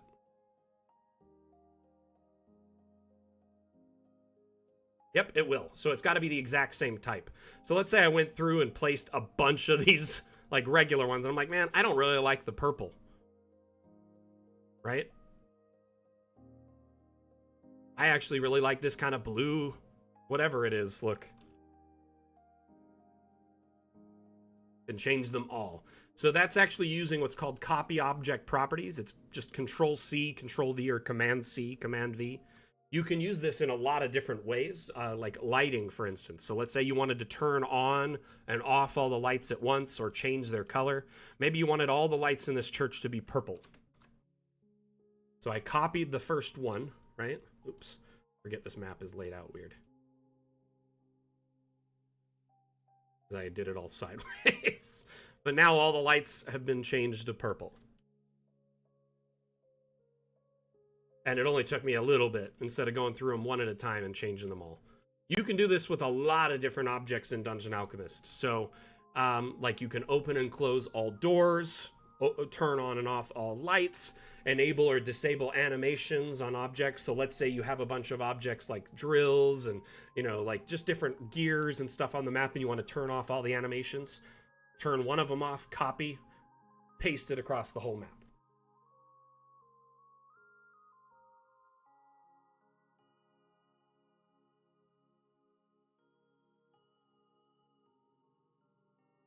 What do you mean, run amok?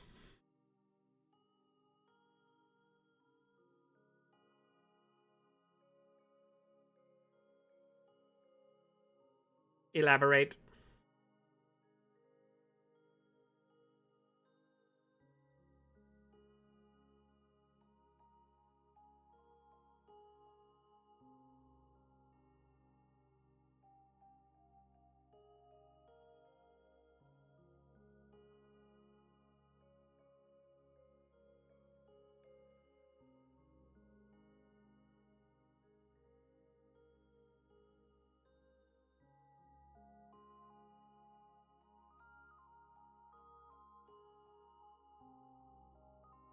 By the way, I'm holding shift, which automatically duplicates the object.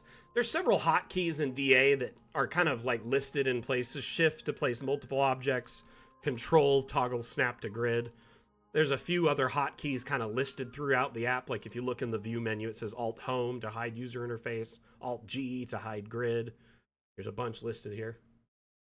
The program I'm using, Robin, and by the way, welcome to the stream. The program is called Dungeon Alchemist. This is actually the official channel for Dungeon Alchemist, and I'm the community manager. My name is Mac. It's nice to meet you. If you have any questions about the program, feel free to ask and let me know. But what you're looking at is essentially a map-making utility, an immersion tool that allows you to build kind of fantasy aesthetic themed maps for your tabletop games, such as Dungeons and Dragons, or Pathfinder, etc. There is tons of unique and cool map making tools, assets, and functions that you can use to make amazing maps, and then you can share them on the Steam Workshop. Additionally, there is over 10,000 maps now that have been shared on the workshop. So anyone who owns a copy of Dungeon Alchemist gets access to these maps, and you can just download them and use them right away for your campaigns, whether it's for print, for TV tabletop, projector tabletop, or if you export your maps for virtual tabletops such as Foundry, Fantasy Grounds, Roll20, etc. Our maps work with all those different systems. So you build the map in Dungeon Alchemist, and then you export it to be used however you prefer to play, whether it's in person with printed maps, or a map mat, or a TV tabletop, like a digital tabletop, or online through like a virtual tabletop.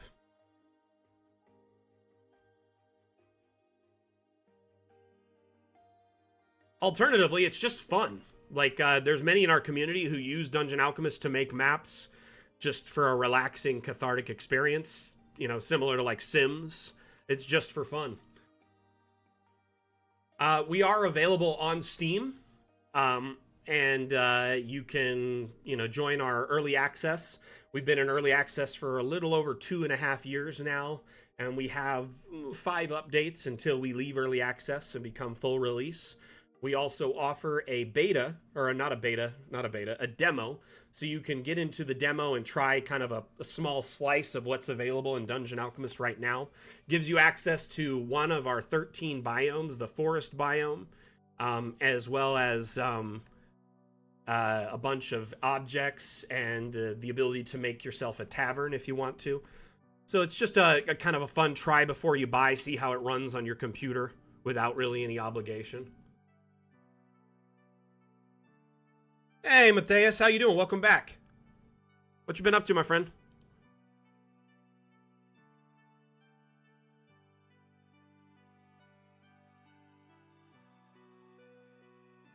By the way, if it seems like I'm chatting to the ether, we're multi-streaming right now. We're live on Twitch, Twitter, Facebook, YouTube, TikTok, and Steam.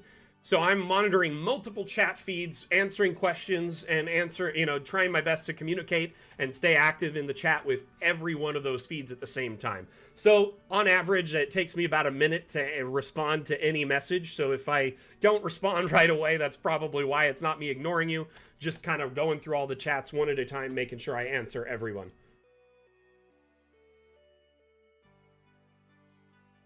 Okay, back to the build. Continue making this little garden area around the church, which I've spent entirely too much time on, but at the end of the day, I think it's a good investment. It looks amazing. For some reason, the collider of this willow is just always in the way. I'm going to move it until I'm ready.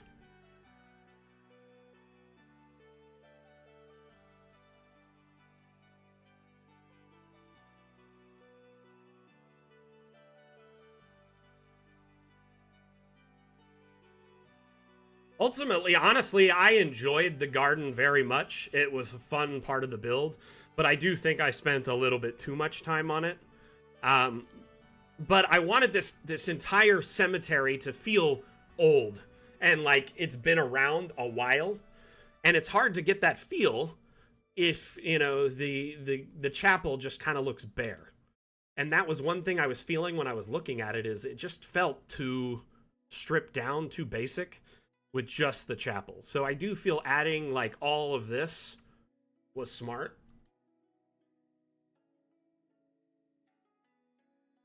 Putting some caramels in a dish on your coffee table would help too, Mandu, right?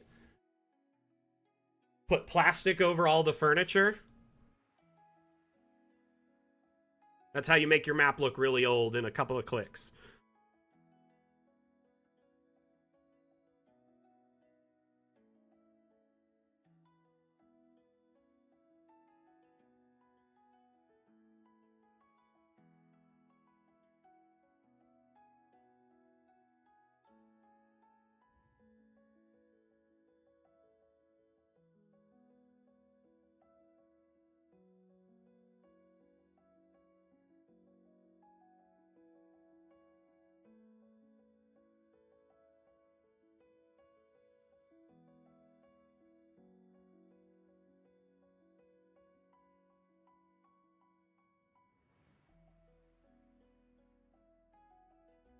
It's great. This willow has been uncompromising. I will just say that much. It does not like sharing.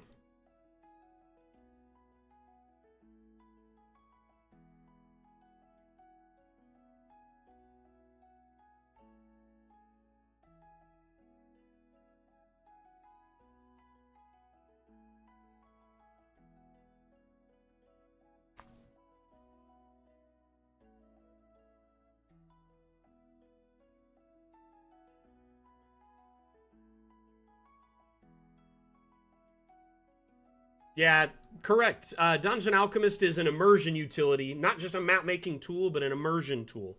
So we have included various like camera utilities, such as the tokens, where you can place a token for, like adding more scenery and making it more like there's NPCs on the map. But you can also go into the token in first person, click on the icon there, the little eyeball icon, and that will open up your ability to walk around the map. By the way, I gotta say thank you. Just a real quick shout out to Mimics and Minions and Robin Isaac, Robin Sisic or Robin C. Isaac. Sorry if I butchered your name. Also, the Mighty Decoy. Thank you for the follows on Twitch. Much appreciated. Much appreciated.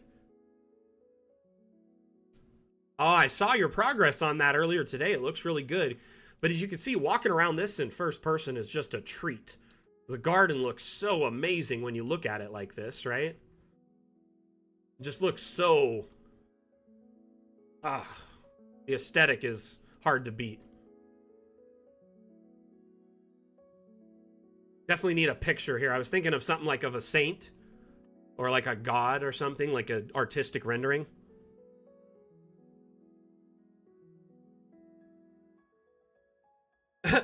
Lord Rev, Mateus, I don't want you all getting in trouble at work, but I understand. You got to get your Mapmaker Monday in, got to get your fix, right?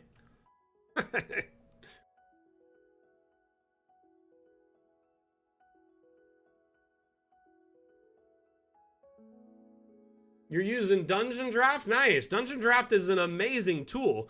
By the way, just so you know, we're actually like a kind of a competitor, but I don't really see them as a competitor. I really see all map making tools as complementary instead of competitive. Mainly because they all kind of are different and do different things and offer different perspectives, and they excel in different ways. For instance, like Incarnate, I think is the best for world and regional maps. Very good at that, right? Dungeon Draft, one thing it excels in is it has so many assets available, right? Because you can insert images into it. So you have the Forgotten Adventures website just full of stuff, right? Plus there's tons of creators who share stuff, tokens and asset packs. It's great. It's an amazing community and resource. Not to mention they've been around for a few years, so they just have get their tools more developed and been around a while, right? So, uh, Dungeon Draft in itself is a very powerful and versatile tool. Dungeon Alchemist, in contrast, it offers, I think, a more speedy map building option, so you can generate maps, environments, and buildings really quickly. And then on the other end, the other side of your hand, you can spend hours building custom maps like we've been doing with this one that would rival detail of something like Dungeon Draft. We offer the ability to import 3D models, so like these statues aren't stock assets, they were imported into Dungeon Alchemist using the asset importer and shared on the workshop. So you can increase your asset collection both in 3D models and in 2D art, similar to like Dungeon Draft. In fact, any of the Forgotten Adventures assets can be imported into Dungeon Alchemist because we offer tools to do so. One of them is the abstract planes. So you can put an abstract here and insert custom images into it. So maybe an animal that's dead laying on its side, or an image like this. The images that are anything that's a JPEG essentially could be inserted into this. But ultimately, I think every map making tool has its pros and cons, offers a little bit, they excel in some areas and maybe aren't as strong in others. Like, we're not really good at regional maps or, world maps. Also, we're not really ideal for isometric maps or exports. I'll admit that first-handedly. Dungeon Alchemist is just kind of its own scene with its own style, the 3D art and detail, the ability to get in at those sharp angles and really make your map something special that you can view at almost any angle, not just the top down. I think that's what really sets us apart. But I appreciate the love, Mimics and Minions, and it's awesome to meet a fellow cartographer. Do you stream your map making, or do you just kind of... or do you do that kind of on your own time?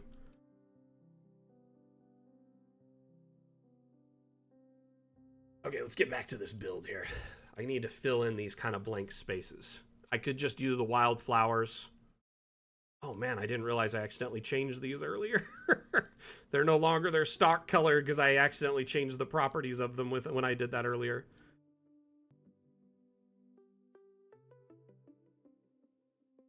With each update, we tend to add more effects. I'm hoping with time we get tons and tons more. One thing though, at the end of the day, like if you export your maps and use them in like a virtual tabletop, you do have the option to use like effects and stuff there.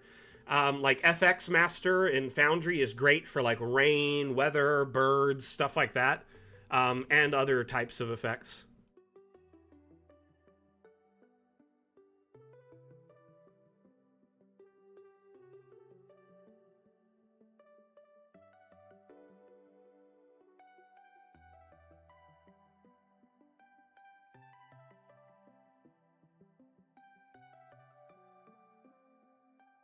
Yeah, I accidentally changed a bunch of flowers and plants earlier and didn't even realize it.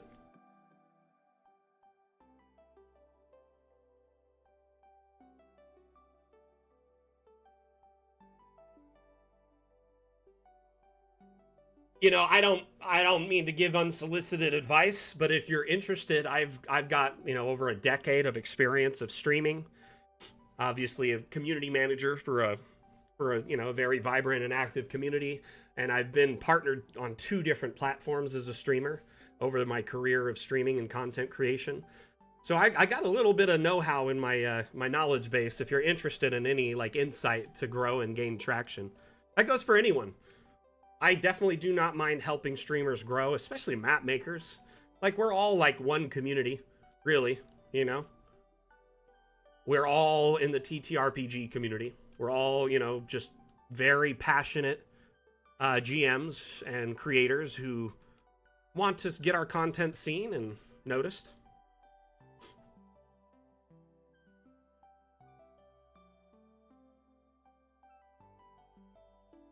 I think I'm going to make these, but sink them down a little bit so they're not so tall. They're pretty, but they're just big.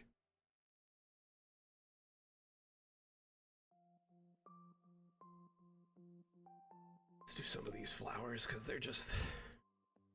they work. Fill a space in a few seconds.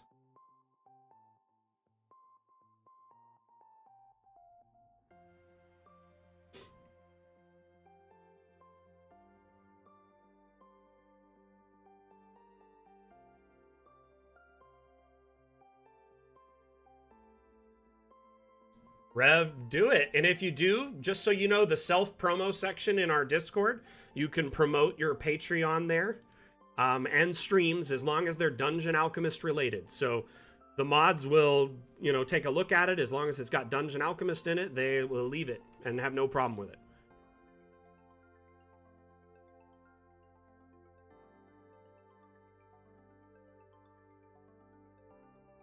I think that's one of the main reasons people, buy Dungeon Alchemist is the time factor. It saves a lot of your weekly, session prep, so you're not sinking, hours and hours extra a week. Others use it because it allows for so much detail, right?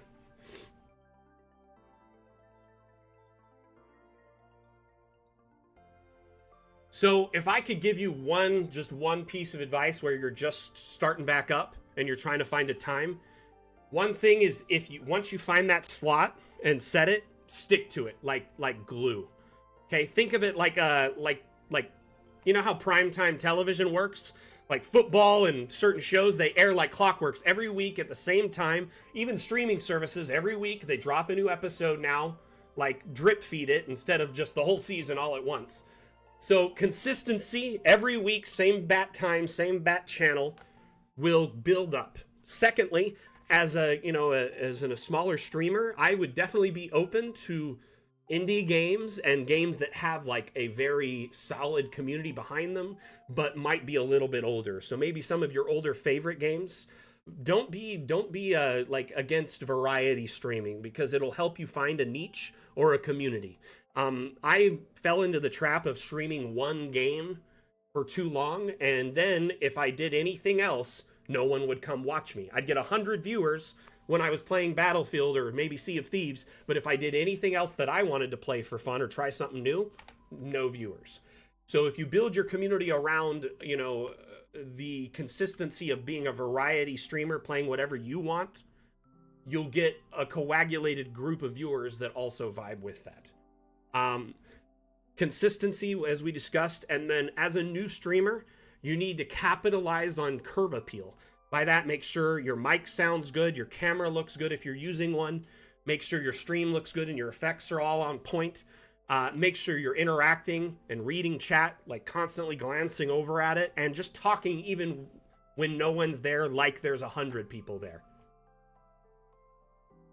So ultimately, I think that, it helps to build that habit and build that kind of, it definitely isn't, it's a muscle memory. Like you get used to being talkative on stream and talking about what you're doing and why you're doing it, just to fill in time, fill in dead air. Because dead air, for a new user, someone coming into your stream for the first time, they see it's dead, they don't see any chat moving, they're likely going to watch for less than 2.5 seconds and disappear. So you really got to grab people's attention in that time.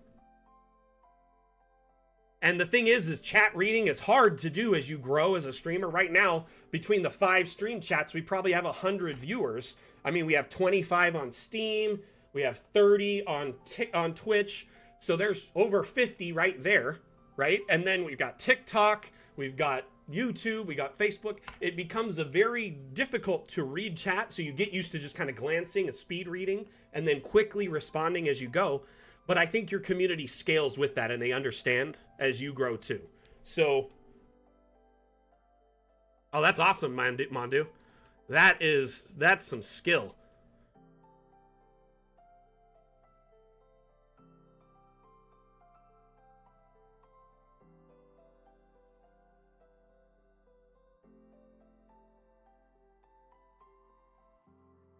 You want eyes popping up? Check this out, Mateus. I've actually done that already. I've done something like that. Let me show you. Here, let me save. So if you use the abstracts, right? The abstracts are king. Go with the flat one. I actually, if you are in our Discord, Mateus, if you want to DM me, I'll send you these. One second. Spooky eyes. So what I did is I put eyes like this, and then if you make it night and tuck them into the bushes, they just look like eyes peering out in the dark.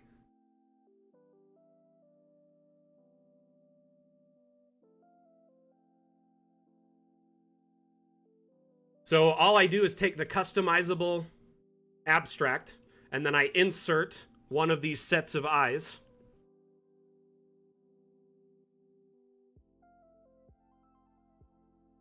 Look at those. Don't those look neat?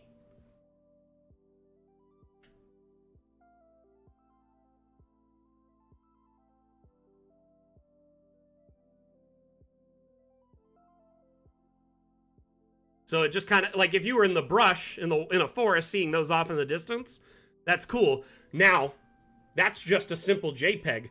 Someone could take this into, say, Blender and animate it to blink, maybe add some light to it so it actually kind of gleams, make it an animation that is on a loop, and that would be something you could import to the workshop.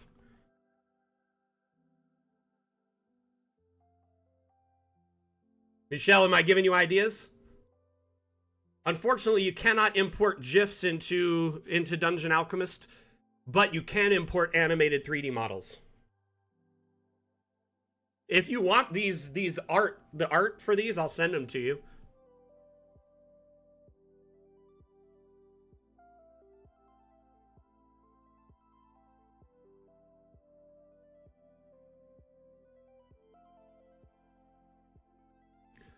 So Run Amok, how do Curiosity think it's possible for a drawing tool such as you could draw shapes or such an object or terrain?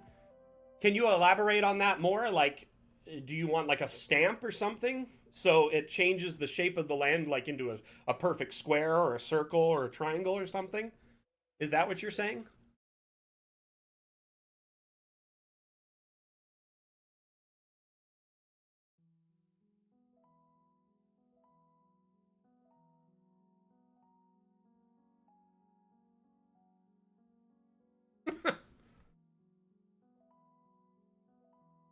I am honestly excited to see the final product, my friend. Oh, let's get some coins in here.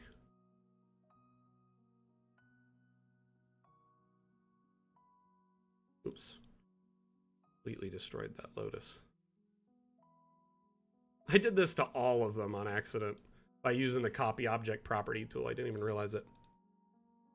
But Mateus, those eyes, if you're interested, if you ping me on Discord, I'll send them to you, all the files. No worries.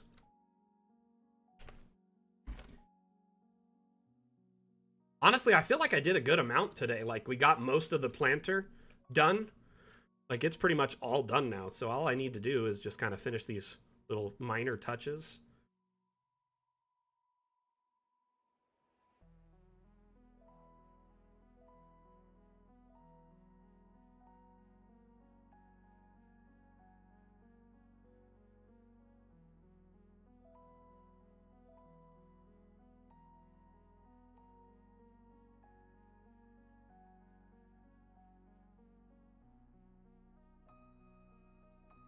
Darn. That's pretty cool. So is it like entirely navigable?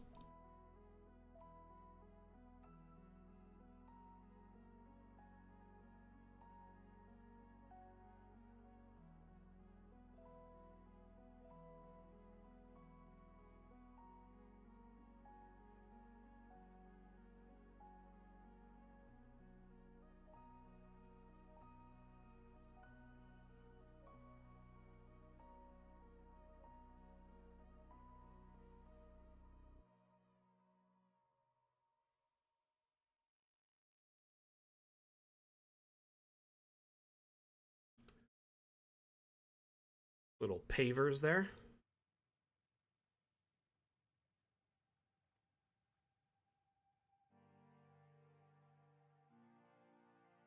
That looks really good. I'm really happy with how this chapel area has turned out. Yeah, let's put some coins in here. Coin.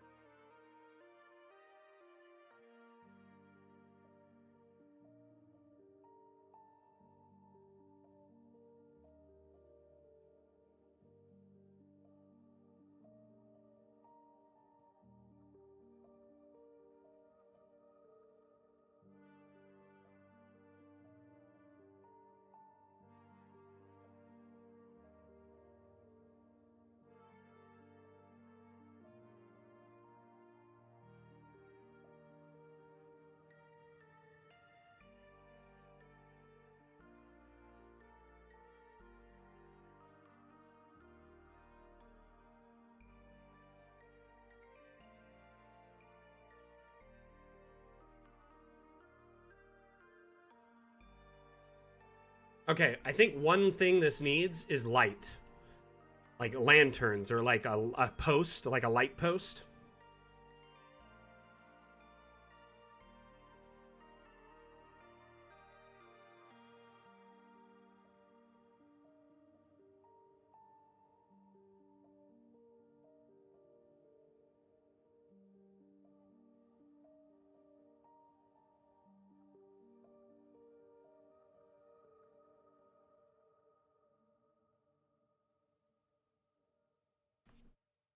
Yeah, these are the best looking ones here.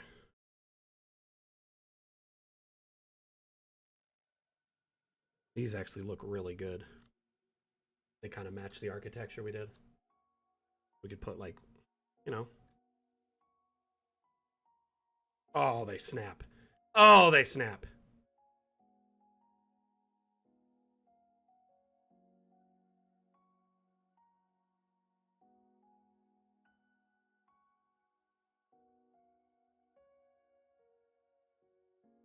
But their center isn't centered. Watch when you rotate them, they rotate around it.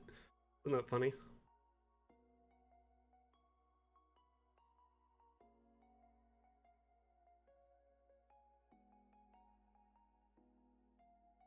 Oh, see that? It rotates in a circle, not around itself. Ugh, that's obnoxious.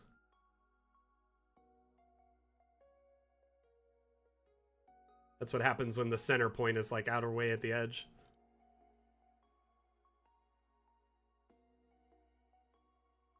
Might end up choosing another lamp just because of this.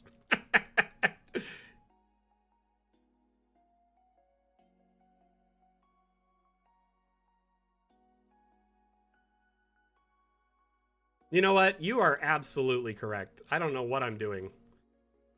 Putting light out without there being any darkness. It makes zero sense, doesn't it?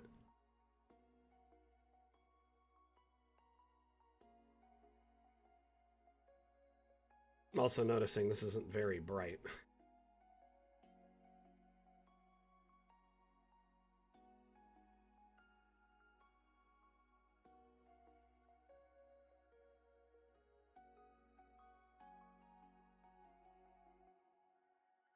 That looks really good, though.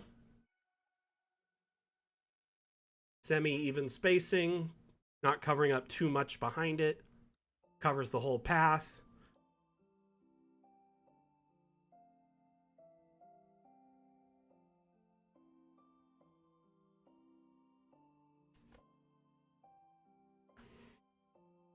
Yeah.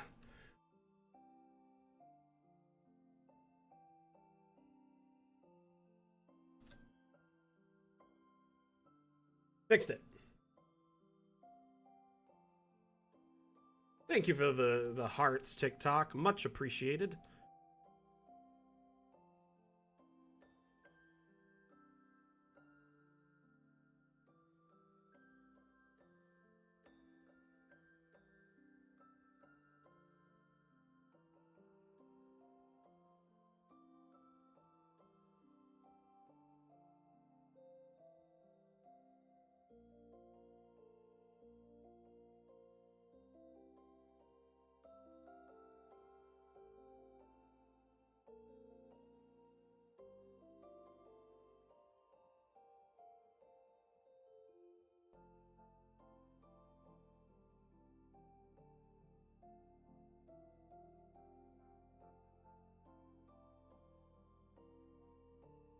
Whoa. That pillar just jumped like up high. That was crazy.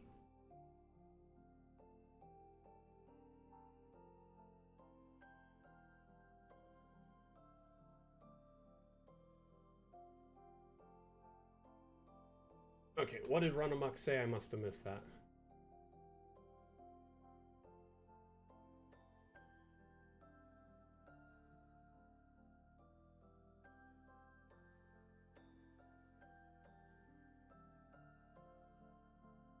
Gotcha. So essentially, you want a tool that is essentially like a pencil or a brush that can draw strokes onto the existing map. Possibly, with a variety of different, maybe like how in Photoshop has the different, brush stencil types. So they all do different things. One may be just detritus, one could be scrape marks or footprints or something like that. I will say right now, the closest thing to that would be abstracts. That's probably the closest you'll get. Beyond that,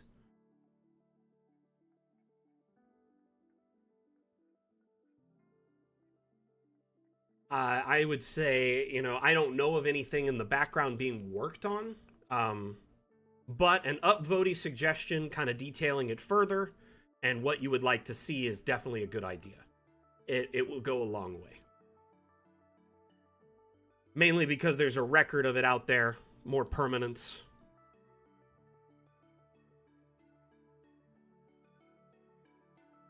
All right, I just noticed we're actually 5 past the hour. Time to wrap up the stream. I will say this, though. I got a good chunk of work done today on the map.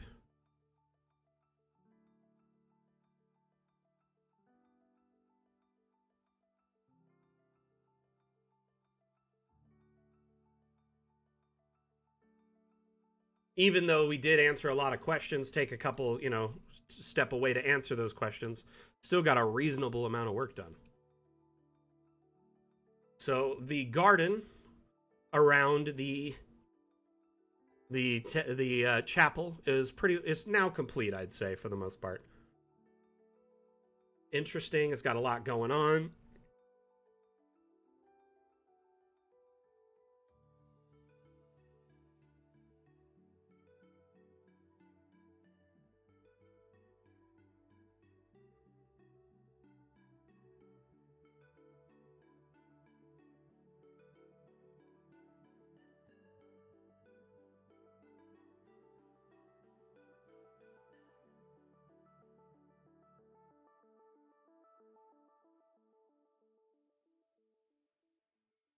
All right. Let's save this. And we'll hurry and do a wrap up. Appreciate everyone that hung out today. Thank you so much for being part of the stream. I do appreciate each and every one of you supporting these community initiatives.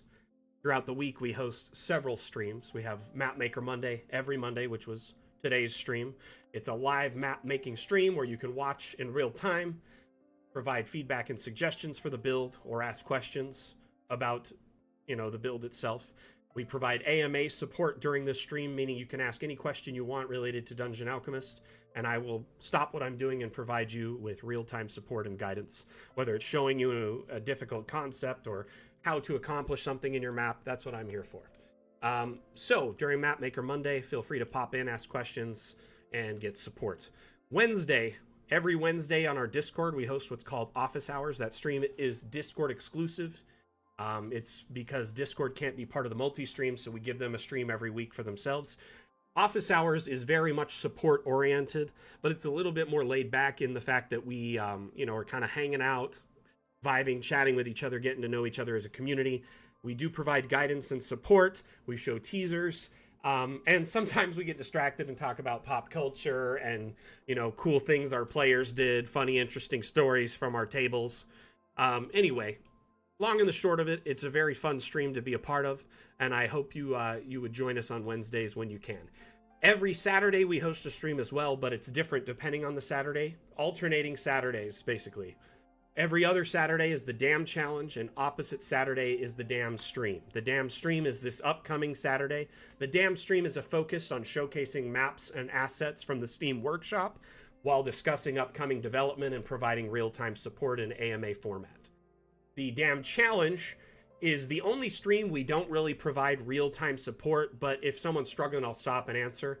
But during that stream, we showcase entries from an ongoing map-making contest we host every other Saturday across our stream platforms and on our Discord. It's called the Dam Challenge. The current Dam Challenge theme is Feast. To enter, you make a map of any shape or size using Feast as the theme and inspiration. Then you submit your map to the Dam Challenge Discord channel using the rules pinned at the top as guidance. As long as you follow the rules correctly, your map will be entered. And if your map is the winning map, you win a $10 Hero Forge gift card as a prize. Some minor bragging rights, you know, because you get to flex your map-making muscle against the community. Your map is the first map featured on the stream for about 20-30 minutes of FaceTime with the community. And then lastly, it's featured in our weekly newsletter, the Cartomancer Chronicles, which again gives more eyes on your maps. So if you are interested in, testing out your abilities against the community, or even just testing yourself against yourself and seeing how you can do, these contests are very fun. And again, they are all in fun. And nothing too competitive about it other than just having a fun time and sharing cool map making ideas with the community. If you're interested in that, you have between now and the 15th to enter the upcoming Dam Challenge, which is Feast. Remember that. Our upcoming stream this Saturday, we have a special guest.